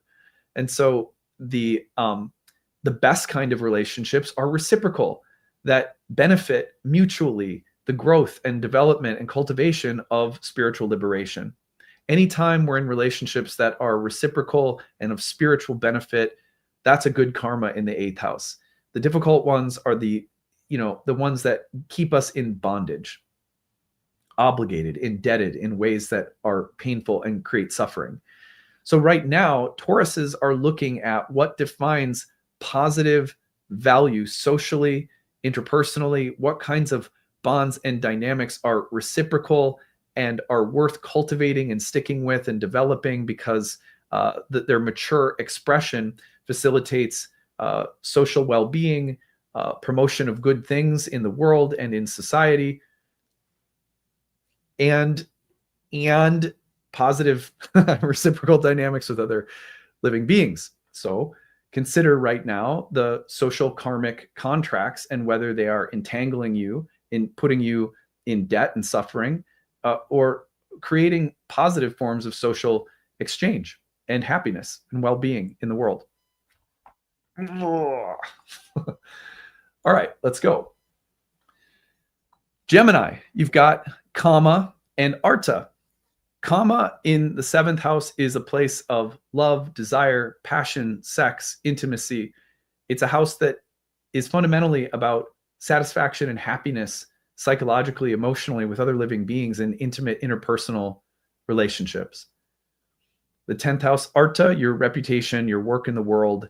And so the question for Geminis right now is about the intersection between personal, interpersonal fulfillment and public or social pressures or conventions, how you perform, how you show up in the world, your vocation, your professional direction, your clout, your mastery, how people see you, and what kinds of dynamics those pressures or constraints are creating in relationships and relational intimacy or happiness. There's a dialogue going on between those two spaces right now for Geminis. For Cancer, we're talking about Venus in the 6th, an Arta house, Saturn in the 9th, a Dharma house. The 6th house, Arta, all the Arta houses are about work in the world, the material sphere, making a living, putting food on the table, surviving and thriving, developing acquisitions and money, developing material things, having them, deriving some happiness from what we have, etc. But the sixth house is a place where there's a lot of work and labor and effort and sacrifice that goes into maintaining and developing material things. In addition to the things that we have to face that are real hardships or like real adversities, sickness, hard work, labor, low pay, having to grind your way, across many years before your work starts paying better, for example, is very sixth house. The ninth house is Dharma, where we learn about higher truth. What is worth your work in the world if it's not connected with higher truth? For Cancers right now, there's a question about what is worth suffering for and what isn't. Is what you are suffering for and working toward and laboring over connected in any way to something of higher spiritual value? It's also about people you work with or colleagues or friends or even lovers in the workplace environment, and how your values and beliefs shape the cooperation you have to work together on things that matter, things that are worth sacrificing for with other people. If you're not aligned with a lover in what you believe or think, you're going to have very different definitions of what stress and happiness look like. These are the kinds of conversations happening across the 6th and the 9th right now for Cancers.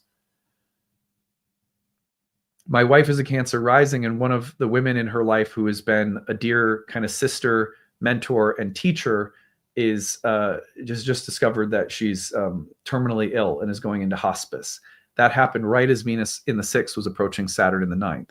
It's a simple example, really sad, that's perfect for a Cancer rising in the horoscope right now. As one possible expression, not that someone's going to die, right? For everybody, but that's a really tough one for my wife right now.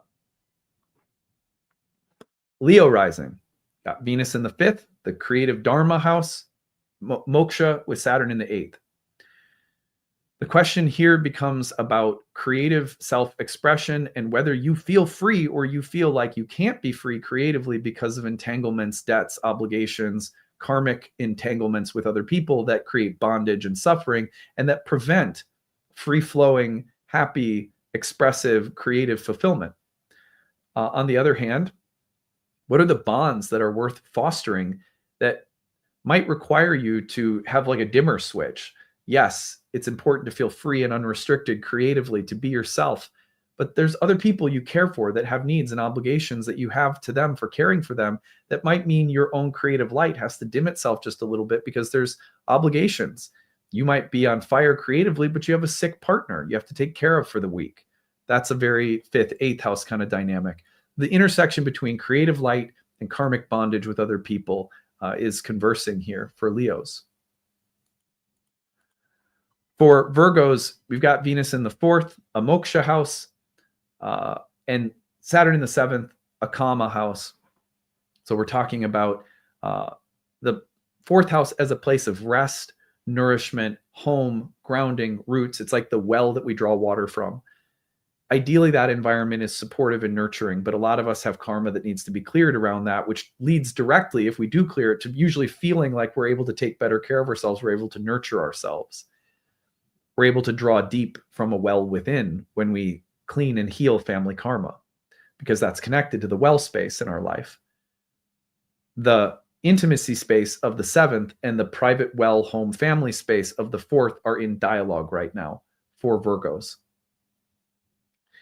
Your ability to feel happy may feel blocked in relationships because you need to rest and recharge. My daughter's a Virgo rising. She was really disappointed that her last day of school before winter break today, she couldn't go to school because she has influenza, to have her,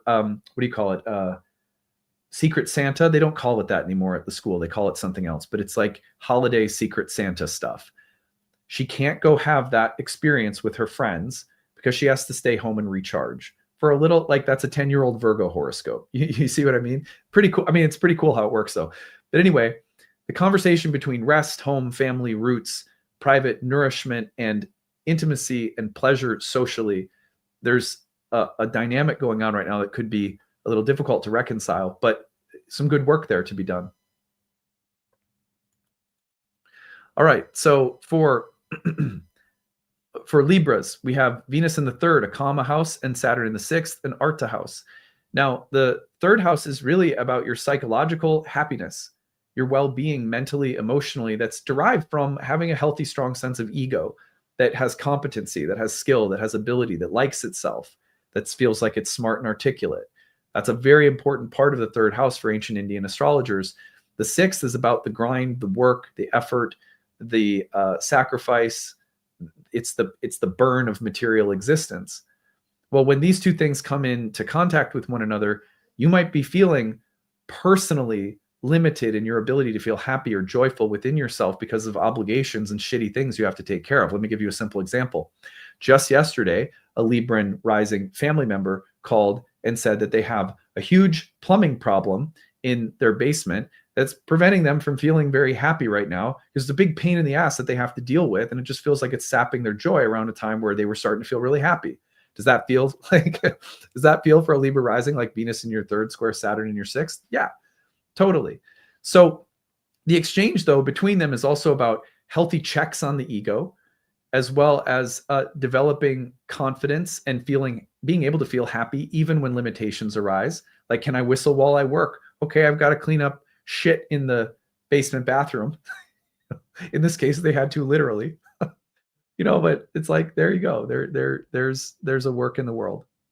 So anyway, no, and this is just like a super funny, it's mostly like just a funny situation, but so Scorpio rising, you got Venus in the second and Arta house, Saturn in the fifth, the Dharma house. So Arta in the second, material resources, material security, what you have. Do you feel, secure, safe, stable in a way where there's money, there's food, there's clothing, and more than that, maybe you feel like there's value because of what you have or own or possess. These are real concerns in the second house. Meeting Saturn in the fifth, it's like, well, how creatively fulfilled do you feel spiritually, psychologically, emotionally? Does your very being feel like it's happy creatively? Well, there's conversation or clash between material well-being, material sustenance, material forms of happiness or success or good fortune, and creative forms of success or good fortune.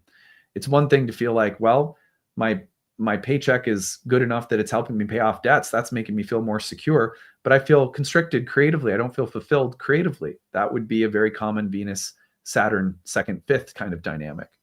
So watch for conversation between those two houses. All right, for Sagittarians, we're talking about the first and the fourth houses. So Dharma in the first and Moksha in the fourth.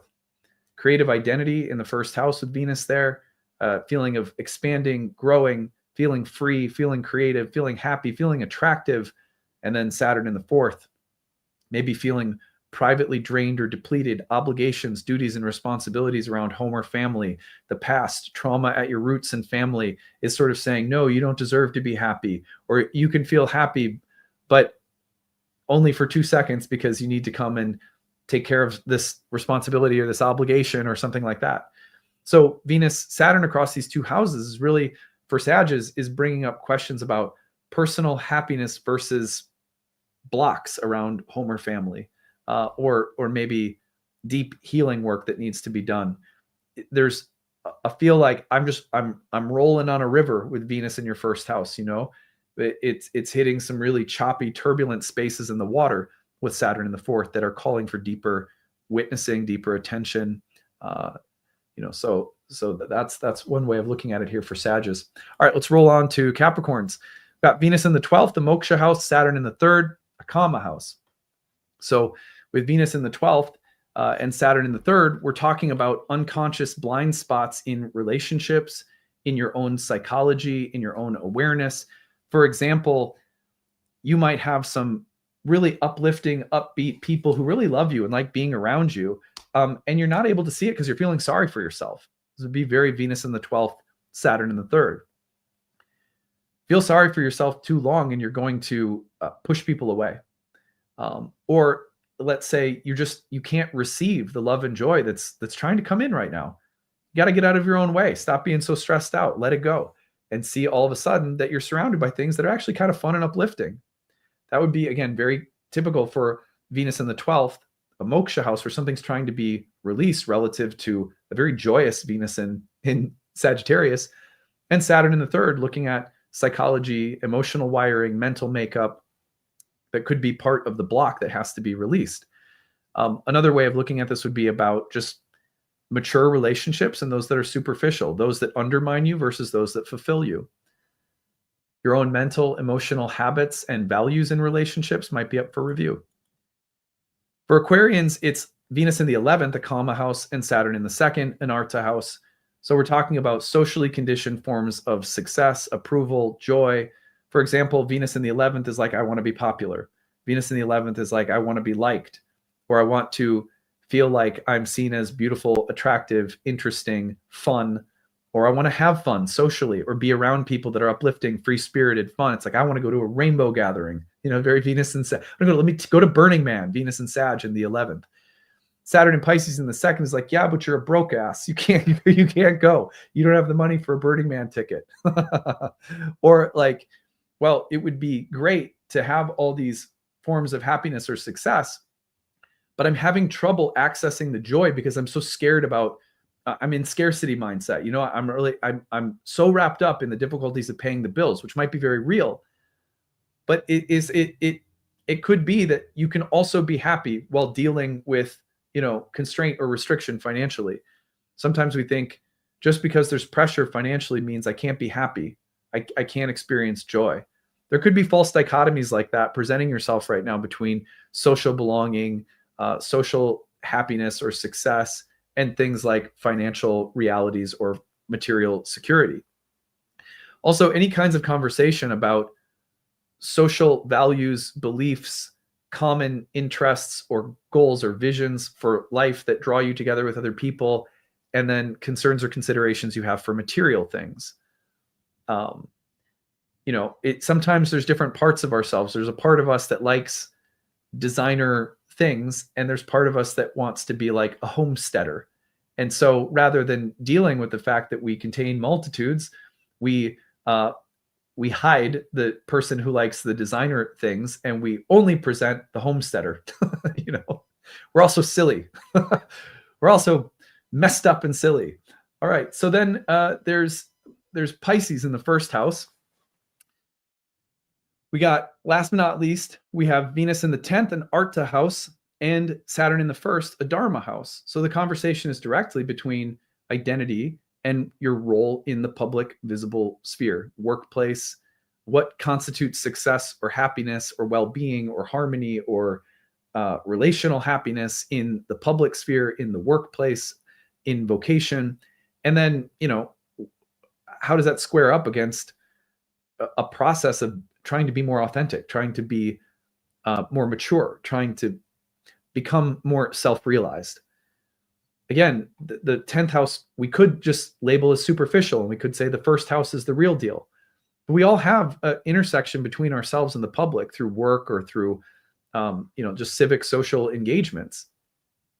How do we find a balance between personal integrity, being real and authentic, and also being a person who has to, exist in a world that's going to involve some compromises, that the happiness can at times be a compromise between personal authenticity and different social conditions and adaptability that we have to demonstrate. So yeah, those are some horoscopes for you. Just hopefully a way of taking our Venus-Saturn conversation and it's like bringing it to life a little bit more.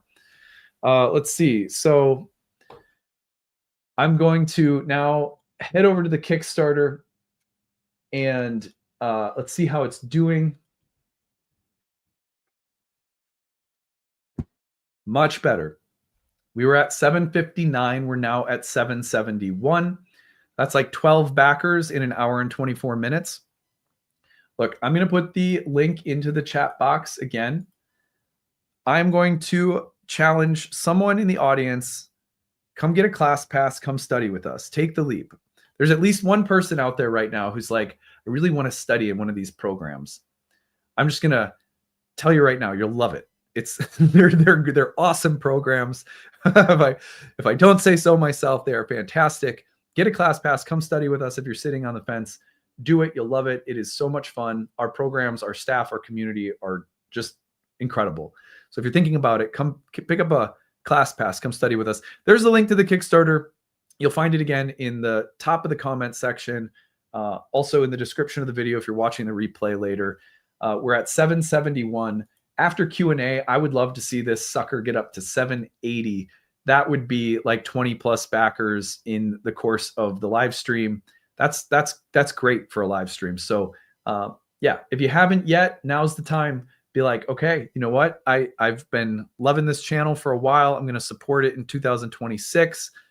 And you're going to put $5 into the jukebox and you're going to get astrological music played to you for a whole year. It's magic. Okay, that's it for me plugging the Kickstarter again. Thank you again to everyone who's donated today. Really appreciate you guys. Let's flip into some Q&A. So where there we go. Got some chocolate. I'm set. What questions do you have? I did you backed for year 2. Excellent. Year 2 is awesome. I'm in the process between now and the spring of revising significant chunks of the year 2 curriculum. Some really fun new stuff that's coming into the year 2 program. Programs are amazing. Adam, what is on your holiday playlist?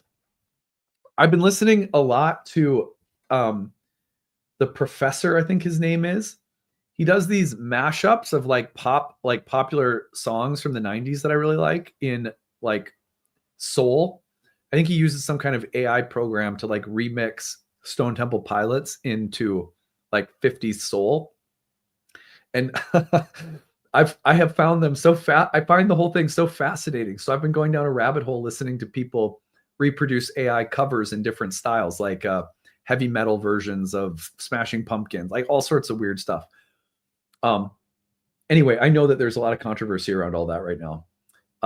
But that's my honest truth, is that I've taken an interest in that lately, but not, I mean, just kind of fleeting.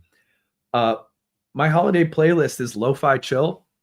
Like for me to get through Kickstarter season, because it's so intense and there's so much resting on it. Like I want you to imagine once a year, and I'm not complaining because I've been very fortunate for this thing to work out for 12 years in a row. And I have faith and confidence it's going to work out this year. So I don't mean to sound like, oh, cry me a river here. But like, imagine that every year your salary or your contract was completely dependent on an audience, donating and supporting your work. It is so humbling and so purifying. And for it not to be a time of like unhealthy anxiety for me, I've had to develop very specific practices throughout the Kickstarter, really deepening into prayer, meditation, listening, really assuming that liminal space of like, well, I don't know what's going to happen. There's no guarantee. And really trying to live there for the 40 plus days of the Kickstarter. Outside of that, if I'm not listening, I'm like some Christmas music or whatever that my kids like to listen to, but like I listen to lo-fi, chill, ambient electronica stuff because either that or like flute music or singing bowls. I have to listen to stuff like that because I need to keep like a pretty steady wave in my heart during this time of year. It's I really learned that like 4 or 5 years ago in the Kickstarter, that I needed some strategies for keeping the anxiety in a healthy place, because there's a healthy anxiety that's very purifying about this time of year for me, but sometimes it does drift into like panicky. And I every year it's a practice of learning how to let the right kind of anxiety do its work. You know what I mean? So that's how my music at this time of year operates for a couple years now. Yeah. Great question. Will you combine your wife's herbal classes and astrologies or a medical astrology class? No. So neither of us are really interested in that. We never have been, although it seems like an obvious thing that we would do. I just don't have enough interest in medical astrology, to be honest. Like my interest as an astrologer is psychological and it's divinatory. I do facets of medical astrology through my horary practice, and we have long matched herb allies with plants and planets. but we've never developed like a medical astrology course or curriculum because neither of us have the interest. Oh, you had also asked, what's the new book about? Well, the book that I just finished is called The Oracle Speaks, and the subtitle is a mantic memoir, and it is it's meant to be a book about astrology and about divination and about oracles, but it's also a memoir. It's a story about how I came to become an astrologer. It's very creative. It's done with its second round of editing right now. So I'm going into 2 more rounds of editing before, I'll send it off to an actual editor. So I'm just doing the editing myself right now, and then a human editor will work with it. And like, someone outside of myself has to, it's really important. So they will take a look at that. And then, after that book comes out and a republication of my first book, Fishers of Men, come out in the spring, I think I'll have a book launch party here in Minneapolis, I hope. Maybe I'll do something online too. Then I'm going to start writing the next book in the summer. I don't have a title yet. There's a title listed, like the Oracular Universe, it's called, on the Kickstarter. It's actually untitled. I just put that in because I needed a placeholder. But the second book is going to be, I don't know if you've ever read, like, one of my favorite authors in my MFA program. I studied memoir writing, so and creative nonfiction. I really like Annie Dillard a lot. Like Pilgrim at Tinker Creek is one of my favorite books of all time. And her mode of blending story with essay is probably the direction that the next book will take. And it will be about the epistemology and philosophy of divination, obviously with a particular leaning toward horoscopic astrology, but it'll be about the philosophy of divination, broadly speaking, and how to live a life in dialogue with an oracular guide or guidance. And so it'll be creative storytelling, weaving essay. That's where the next book is going. I know that much about it. And a lot of the writing that you've heard me do on the channel is like my pre-drafting process. It's finding the voices that I like. It's finding the streams that I like, that work, or that when I listen back to, I hear something that feels authentic to me. There's a lot of that, in pre-writing a book for me is about drafting until the right voice that's going to be sort of like the central thread puller sort of emerges. So I've been doing a lot of that right now. The guided meditation you heard was me finding that voice, exercising that voice, stuff like that.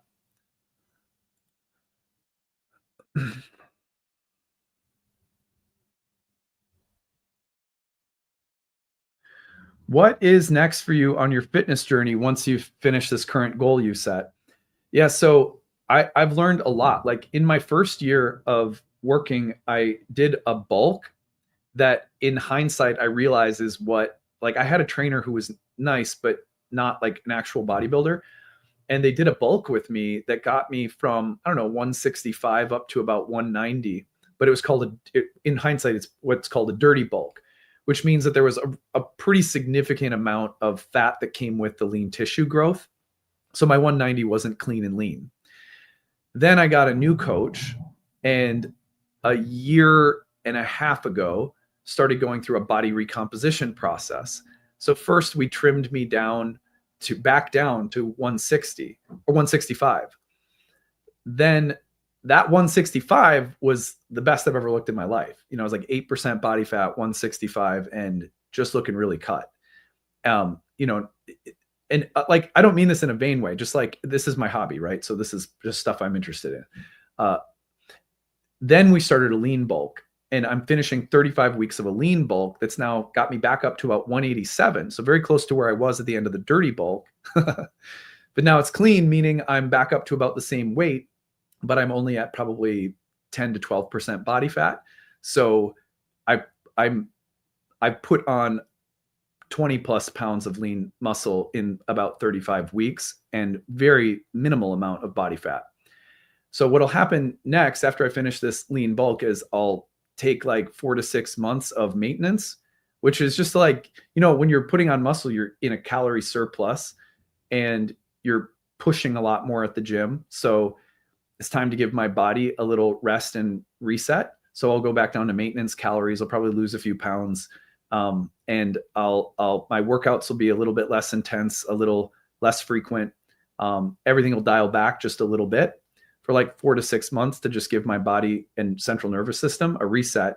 Then I'll start pushing again. And the goal is in the next 2 years to get probably to like a very clean, somewhere between, 200 and 220, like broadly, pretty broad. And then I'll hopefully begin prep for a contest just for fun, like an amateur show. And once I do that, then my goal is to, stay around 200 and like 10% body fat as, for my adult life, just as like lifestyle maintenance. So it's kind of like, it's very similar to like people who set goals to run marathons and stuff like that. There's a whole program, there's a whole arc. In bodybuilding, it's a lot longer and slower than a marathon, but that's still take people, like we have a staffer who it took about a year to get it to a marathon. So yeah, but that's me. Like I like things that require a lot of like, I love doing the same thing day in and day out and really deepening the bond and connection I have. Like most things that start for me as discipline turn into devotion. You've heard me say that before, but like, I love seeing small little micro changes in things by doing them consistently over time. What's your favorite chocolate flavor? Asking as a certified chocolatier. Oh, what am I eating right now? This is Alter Eco brown butter. I don't know.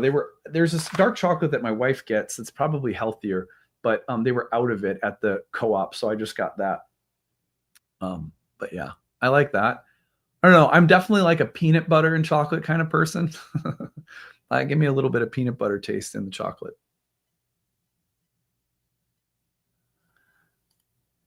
Have you also Lilith integrated into your astrology? I don't work with Lilith personally. Not a part of my symbolic like toolkit, although that doesn't mean anything about the value of it. What in your chart indicates your high intelligence? I'm not, I really don't think I'm that intelligent. I'm like I'm like someone who has like, like you go to a coffee shop and there's someone who's like playing above average covers of songs you love. That's all I am. Everything. I'm just I'm like a good cover artist at covering like all of the ideas that I like the most, and I just have a way of kind of remixing them, and I'm really not much more than like a like above average coffee shop remix artist. That's it. Thank you though. That means a lot. Let's see.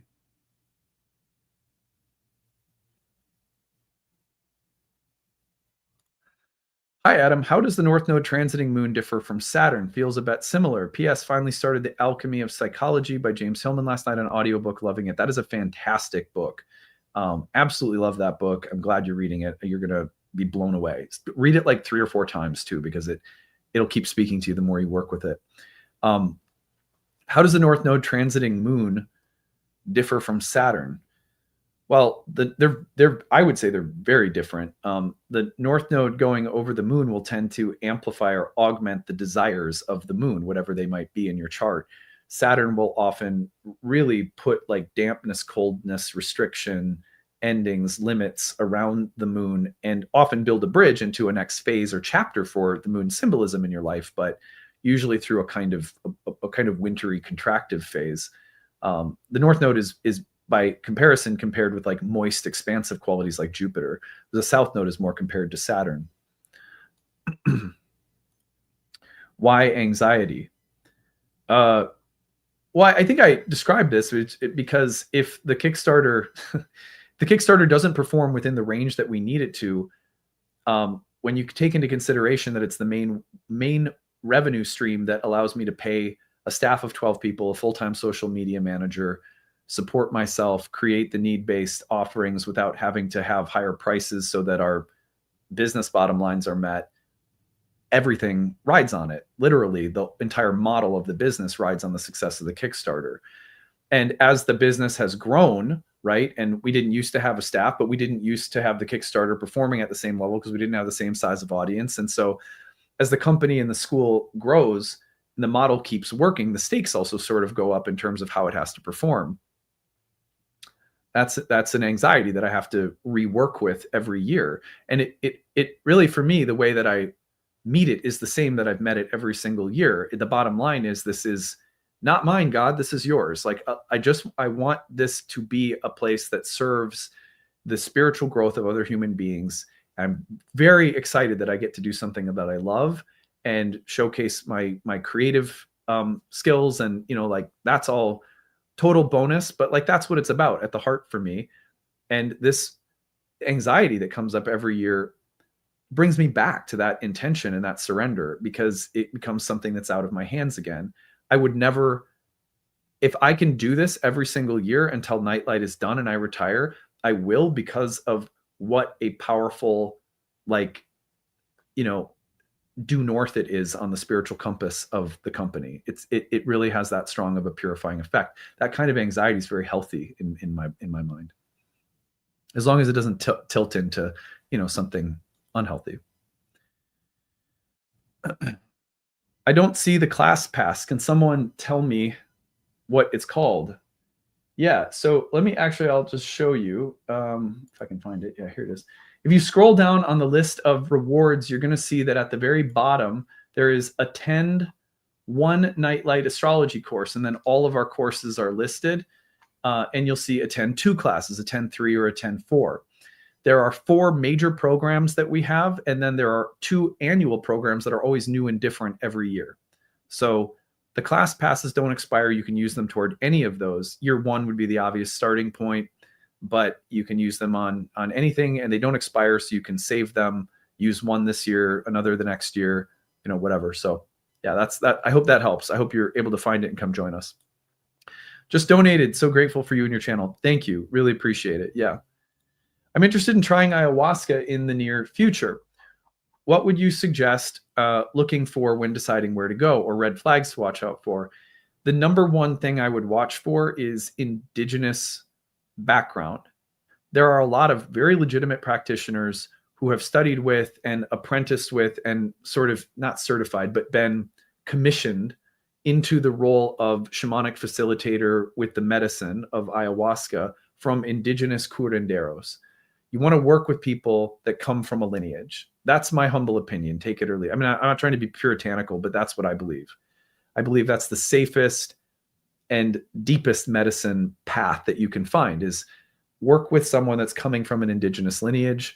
There are many indigenous curanderos in South Central America that bless and deeply train and support people from other places in the world carrying the medicine. It's very open. Like, I've not met a curandero to date that thinks that someone from Europe or Africa or the United States or some other place couldn't practice ayahuasca. It's about the sincerity of your heart. Every curandero I've met from the jungle has treated it that way. So I see it as very open. Like, if your facilitator is not a mestizo shaman, so to speak, which is like a very common type of shamanic practitioner you'll find in South America, then it doesn't mean that they're not legitimate. But if they've not studied with one, then to me, that might be a red flag. However, my very first piece of advice would be to actually sit with an indigenous healer. The ceremonies that were the most life-altering were with that, like, rooted in the jungle, in the medicine, in the people, and bloodlines that carry the medicine from this place of the planet. I worked with some from Brazil. I worked with some from Peru. There's not one that's more legitimate than another in my view, but having that, like, steeped in the tea of the jungle, like, it really does mean something. Look for positive reviews. Look for people in the way that they talk about it that are grounded and not like on some kind of crazy hype train. Yes, at this place, they're out to heal and save the world. I've not met any indigenous curanderos who have messianic personalities that are all about saving the world or converting everyone. So be very careful of that. Otherwise, I would say, grounded, simple. This is something that's meant to heal you. I learned it from my teacher who learned it from his teacher in the jungle. Like that's the safest, most reliable path that I've found. So that's what I would recommend. A real editor is extremely important. Yeah, I mean, when I wrote my first book, it's the very similar process, but the difference is that now I'm self-publishing, and so I've had to hire an independent contractor, as an editor. Whereas with my first book, I worked with the editing in-house at Penguin.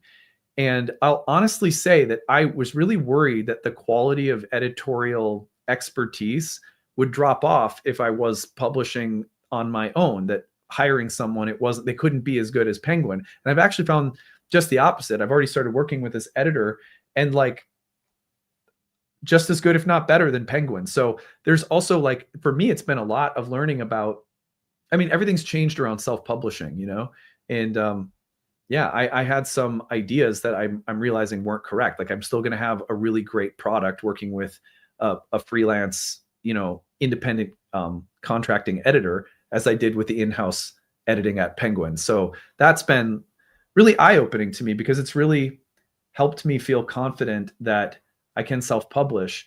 The reason that I wouldn't self-publish is if I felt like there was a press whose ability to promote my work was greater than my own.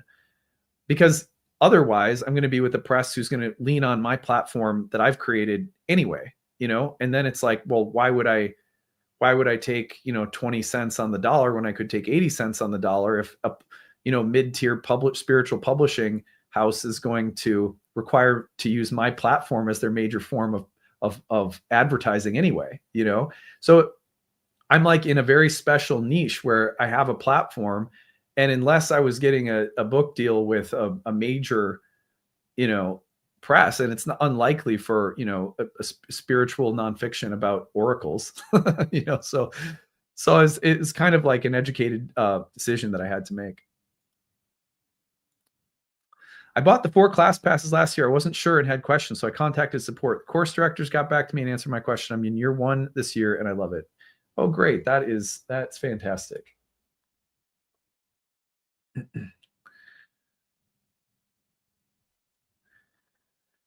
Is it possible that you do much more guided meditations? Those are typically tedious at times, yet yours are very softly engaging. Just a thought. Yeah, well, it's kind of new for me to do them, honestly. But the feedback was great, and they don't take me a long time, honestly. Kind of stream of consciousness writing. I find that kind of writing is not very hard for me. It flows out pretty easily. It might take me an hour, but I mean, an hour is easily the amount of time I take, if not more, prepping most talks. So it's like pretty one-to-one. Like, it wouldn't take me a lot longer to write more guided meditations. Can you talk a bit about the chart ruler and how to work with it? Yeah, there is no chart ruler, so don't work with one. I don't mean to be snarky, but the idea of a chart ruler is made up. There is no chart ruler. In the entire history of astrology, there have been, several different techniques talking about something called the ruler of the nativity or the master of the nativity. All of the techniques to find it vary and lead to different planets. In modern astrology, we have the idea of a chart ruler that's based on your ascendant. These are all made up. They're all, and I say that not to say that you can't use the idea of a chart ruler. Like, if you conventionally want to call your ascendant ruler your chart ruler, fine. But the point is that is not some kind of objective thing. It's a symbolic thing, and it has symbolic import or value, not concrete, literal, objective, like engineering, data kind of value. It's not empirical. In other words, it's a symbolic choice. To call a planet the ruler of the nativity is often no more. What it really is saying that when you consider which planets might be sort of the loudest in the course of the lifetime, in terms of the patterns that are the loudest, well, you could conventionally call that the master or ruler of the lifetime. But where something like that breaks down is when you actually apply it to living people and look at biographies over a lifetime. It just doesn't hold up. there will be many people who could identify, okay, yeah, by this technique of finding my ascendant ruler, or some other technique for finding the loudest, most dominant, strongest planet by dignities. Does it have a lot of sway in the life? Yes, but that doesn't necessarily mean that the soul living the life will assign the same value to it that the technique does.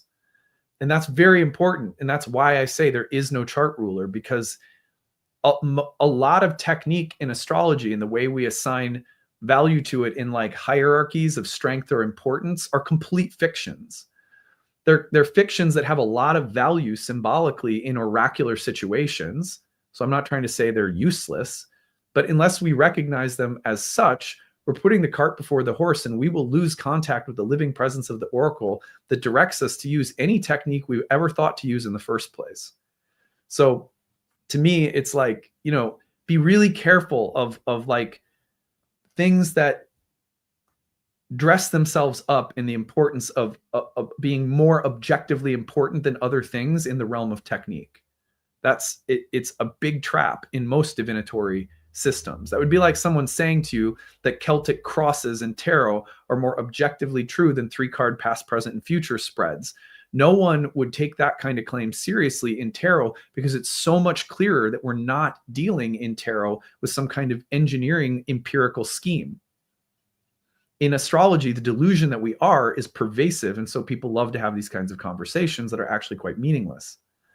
But anyway, that's my perspective. I don't mean to be disrespectful to your question. That's just my honest response. That's how I feel about it. Adam, I'm midway through writing my first novel. What advice do you have for aspiring writers? Well, so this is, I'll tell you, this is, I mean, lots of thoughts about writing. I did 2 graduate degrees in creative writing, so there's so much to say. One thing is just keep writing.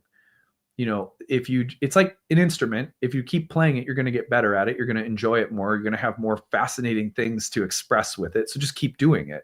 That's the best piece of advice I've ever gotten, is just don't stop writing. Even though I didn't write a book for 15 years after my first book, I never stopped writing. I wrote content here all of the time. Every single day I've been writing for years. Finally, it turned into another book. And now look, I've got 2 more books planned, and they're just flowing out. So you never know when something's going to turn into a book. But the important thing is to keep writing. That advice I got in my MFA from my MFA thesis director, and it has stuck, and it has gotten me through 15 years between one book and another. And now I'm just like, wow, I really get it. Books, it's not a linear thing. Creating pieces of art for some artists is very consistent. For other artists, it's only when the muse calls, and you have to stay faithful to the craft, even if the muse isn't calling, to turn it into something. That's really, really important. But the other thing that I would say, not that I'm some great writer either, but I've stayed true to my writing and my process, and it certainly has seen me through a large gap between creative projects that have been really meaningful to me. But the other advice that I would give is write, don't revise. So when I was in New York City, I had the first editor that I was just talking about. There was through Penguin, but then my agent's dad was a retired editor that worked for Grove Atlantic, and he was one of the editors on a team of editors at Grove Atlantic that did the editorial work for Jack Kerouac, Allen Ginsberg, Malcolm X, like a bunch of like really fantastic writers and really important works. And I was telling him about my writing process, and he said something to me that I said to myself, next time I write a book, I'm going to do that, because I didn't do it in the first book that I wrote. And when he said this to me, it stuck. He said, well, how did you write your first book? And I was like, well, I mapped it all out, and I wrote through each chapter, and I would refine and tighten each chapter before moving to the next. And he was like, I remember working with Jack Kerouac, and he said, Jack said, first drafts are the best, always the best.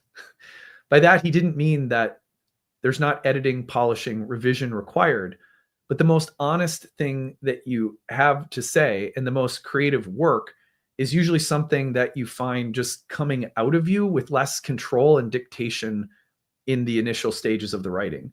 Like you just have to like get it out. So and I told him, I said, I'm going to do that. Like next time I write, I'm not going to sit down. I kind of know like an idea for a book. For Oracle Speaks that I just wrote, I had an idea. And then what I let everyone in on was the chapter by chapter writing of the book with zero polishing, zero revision. I mean, literally every single chapter that people got in the early release was from my fingers to the screen to you. There was zero editing outside of formatting it for a PDF that I had one of my team members do. No line editing, nothing. That I've gone through 2 edits of the book. The book looks, 100 times better than the drafts, right? Because I've really poured over it paragraph by paragraph, sentence by sentence. It's so much better, cleaner, more polished. Still, this book, I did not try to make it clean, polished, amazing as I was writing it. I just got it out first and then went back and began that process. I didn't do that the first time. I had way too much sense of control over the process. And this book was so much more organic. And to me, it reflected a lot of growth in myself as a writer because I just let it come out. I would say that a lot of people could benefit from that advice if they're a writer. Just like, don't try to curate your work too much. Just let it come out of you. You can curate it later. Like when I don't know if you read Oracle Speaks, or I think you might've been someone who did, but when you read the actual published version, you're going to be like, wow, this is like 10 times better than the first draft, because I've gone through the process now. But, that's the advice I would give. 8% is super hard to maintain. Yeah, I mean, for some people it is. It just depends on your discipline with food more than anything, in my experience. But I would say like that's why for me, like 10 to 12, 12-ish, maybe even 13. That's pretty easy for me to maintain. Not too bad. You can still have treats. You don't have to be so super diligent, but most days you have to be on to maintain that. But that means you have to be healthy, which is like, to me, that's what I want. So it's not about maintaining a look as much as that range of body fat for most people, like say 10 to 13 or something, 10 to 14 even, is going to be about living healthy most days of the week. But anyway, that's just, different. Not that everyone needs to be that way. I'm not suggesting that at all, but yeah. Do the planets ever visit you in your dreams? Yeah. I just had this amazing 12th house dream the other night where this huge visual metaphor about being in a warehouse came to me, and there were no signs. There was no like familiar signposts. Like if you're in a building, you'll look around, you'll be like, where's an exit sign? Or you start to be able to recognize features of the building that can kind of help you try to navigate your way to like an exit or a way out of it. But there was zero signage and everything looked exactly the same. And I was like, I can't orient myself in this space. And then there was just this knowing in the dream. I became very lucid, and it was like, this is like the 12th house. I'm giving you a little analog of the 12th house to meditate on. And I was like, oh, wow, that's really cool. Thank you. That happens to me a lot. Like I'd say at least once or twice a month, I get a dream where something astrologically will come through in some kind of analog visionary situation, and it will serve as a way to help me deepen or understand something. I think that comes less from some kind of special, I have no special connection that I know of. It's more just like I'm thinking about these things all the time. So then I think they have a way of working themselves out, in the dreams. A lot of psychedelics worked like that for me too. Like when for the first 4 or 5 years of becoming an astrologer, I was working regularly with ayahuasca. And because I was thinking and reading astrology all the time, the vision experiences of ayahuasca became like super instructive. Like they taught me astrology. But that's not because ayahuasca was like, I'm your astrology teacher. It was like, I'm going to amplify a learning process that's happening subconsciously and make it more vivid and speed it up, because that's what ayahuasca does. That's why people say it's like 6 years of therapy in 6 hours. Yeah, it's an incredible accelerator because it shows you unconscious material very lucidly and in a kind of fast moving stream.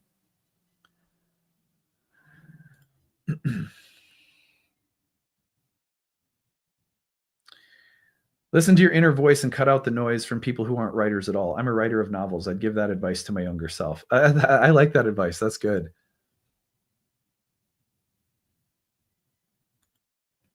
I consider novels as different because we have a whole story arc in at least 3 acts. Yeah, that's fair. And there's not just one way of doing things either. That's for sure.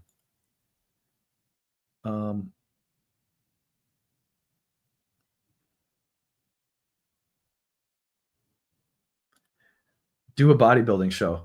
That's Jackie, the spray tan artist who came on for a reading the other day.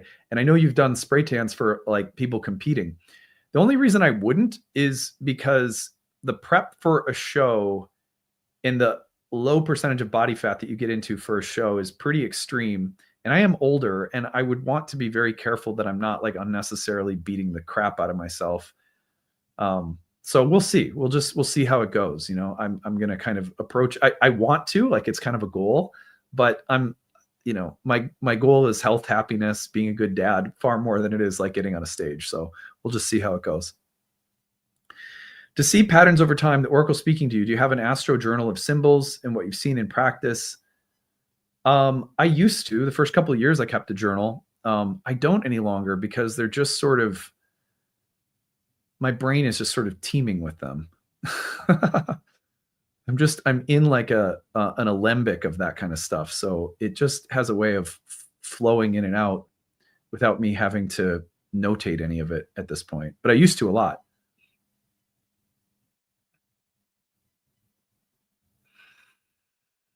What is Nightlight's birth chart? You know what? I've never publicly shared Nightlight's birth chart. And it's something I like to keep secret. Not because I think it has any superpower in it or anything bad necessarily. It's one chart I don't share. But it's a good question. If I wouldn't have a problem telling people about it, but for whatever reason, because I've never shared it, I've always just been like, I don't think I ever will.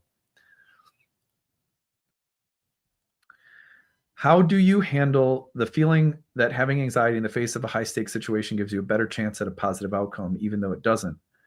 A lesson I've been grappling with.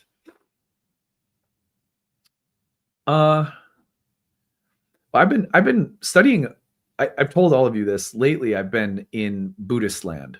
I've just been consuming a lot of podcasts on Buddhism and learning a lot about Buddhist philosophy, because it's kind of a branch off from the Vedic philosophical world that I never took a lot of time with, because most of my experience has been in the Vedic worldview, and Buddhism comes out of it, but it's different.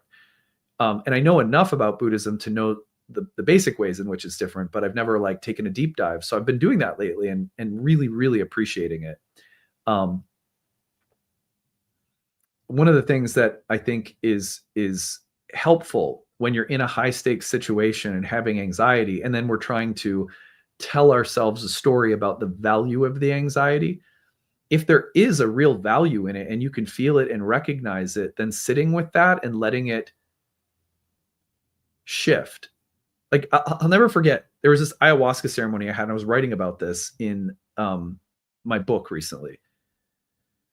There was this feeling that I was being burned, like from the inside out by like a fire. And it was so real that I literally thought I was on fire, and I was like freaking the fuck out in the ceremony. I was just totally spinning out, and I was screaming and thrashing, and like I thought I was on fire. And what the craziest thing was that the literal exact same sensation in my body as I finally started surrendering into it, which was the instruction that I was being given from some of the facilitators who were helping me. They dragged me to a shower. They were putting water over me. It was crazy. And they were like, just relax, just surrender into it. And that exact same feeling started becoming a feeling of bliss. to this day is one of the most memorable experiences I've ever had, where something that felt like it was torching me and was very painful did not change 1 ounce in its sensation in my body, but changed in how I was experiencing it. And the reason I'm saying this is because that's what this Buddhist practitioner was talking about when it comes to anxiety and fear. That when we don't grasp to them and tell a story about them, and we sit with them and learn to move into them, our experience of them changes. That's a powerful thing that can come from sitting with negative emotions, feelings, experiences. And I think that's the value of sitting with things in general. They have a chance to not, they can be more than one thing at the same time. The sensation doesn't change, but the experience of the sensation changes. I think there's a lot of other schools of meditation that say the same thing, but I was impressed by the Buddhist practitioner saying this and just, making the connection to that specific. That was like the first time I can remember ever having something like that happen to me.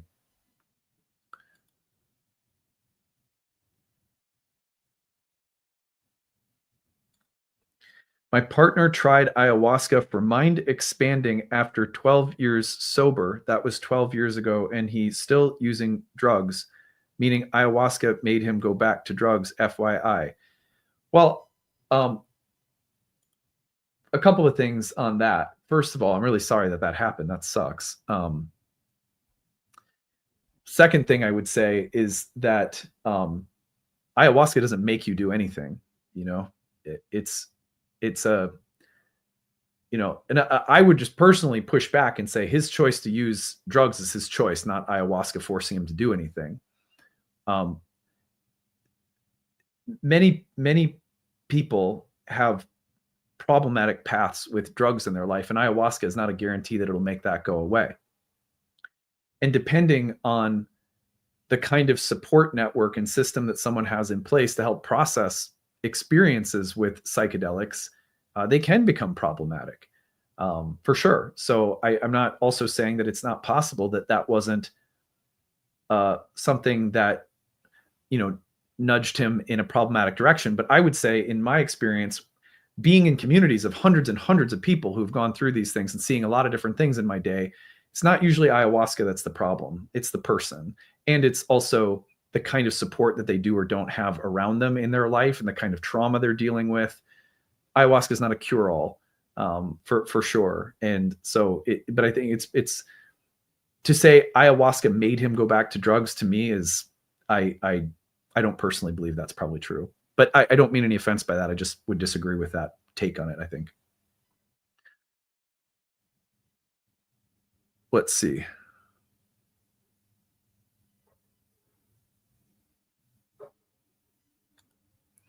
The noise quiets when I'm alone. I found the quiet there anyway. Yeah. It's helpful to do that. I had an editor as self-publisher too, and mine was awesome. Yeah, I mean, that was just my own, I guess, insecurity and sort of, I don't know. I for a while, I thought to myself that it was not as impressive to write a book if it wasn't going to be with a big press again. And I think that there's been a lot of stages of me realizing that's just not true,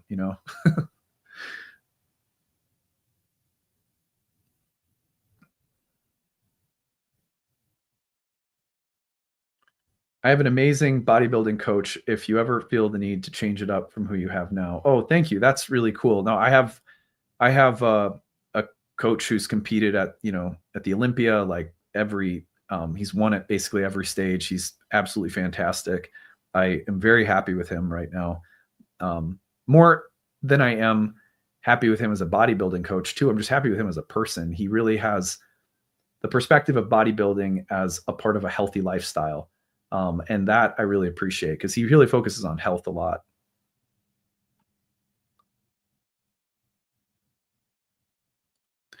Why do you often bring up that you're ruled by Venus and Leo if you're so against the idea of, I don't say that I'm ruled by Venus and Leo. I say that it's my ascendant ruler. And so I'm not against talking about the ascendant ruler as a critical part of our charts. Calling it a chart ruler, I do not do.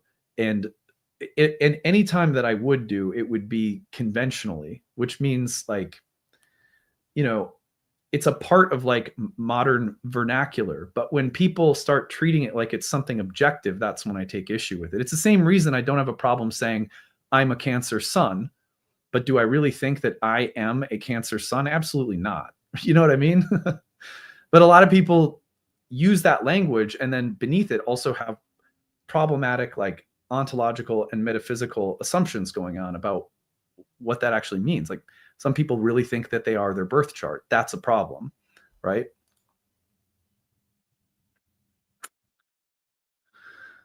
Let's see.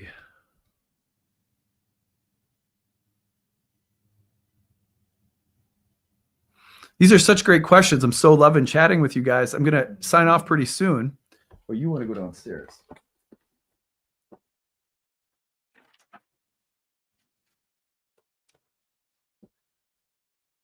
She's so sweet. She's like really subtle, like sitting there, kind of like getting antsy, wanting to go downstairs. And I didn't catch it. And then finally she's like, like, okay, well, let's let you go.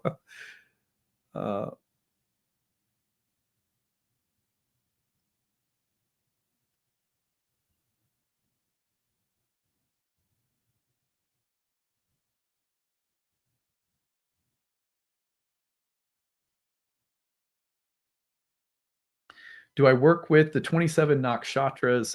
I do not, but I think they're fascinating. It might be something, the nakshatras are something that I'm curious to dive into at some point.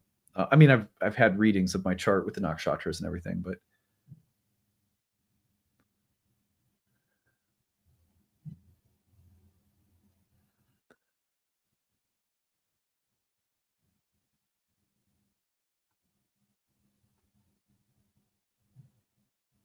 let's see. Come on, Adam, time for that IFBB Pro card. Yeah, hardly.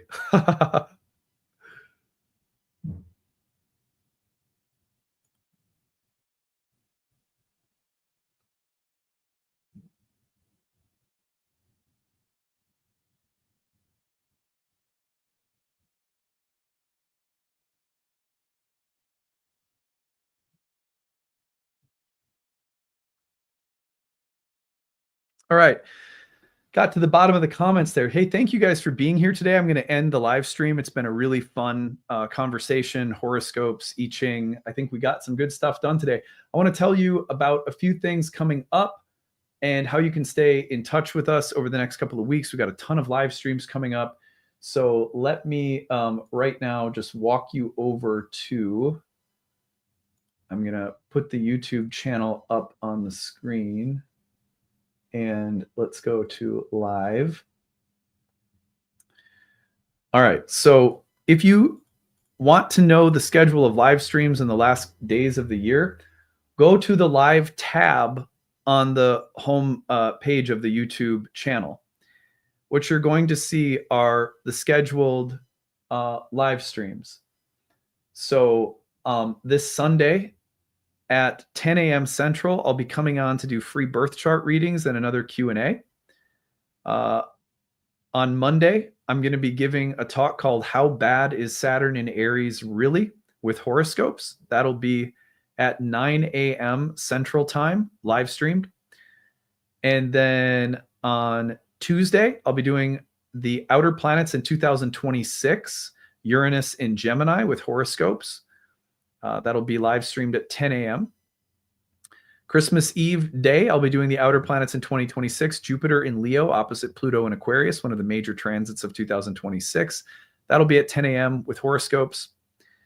The day after Christmas, there'll be Christmas Day content that's recorded.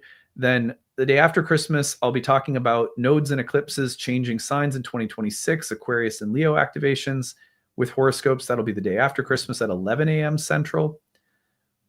Sunday, the 28th, I'll be doing free birth chart readings and Q&A again. And then Monday, the 29th, I'll be doing the outer planets in 2026 with the Uranus-Pluto trines and horoscopes. So a lot of really fun live streams coming up to close out the year and hopefully, really kind of seal the deal with the Kickstarter. here we are at 779 backers.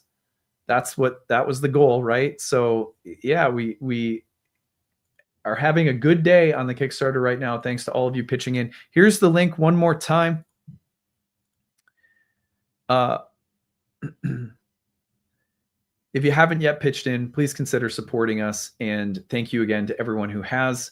With just 13 days left, we still need over 1,200 backers to go. So spread the word, help us out if you haven't yet.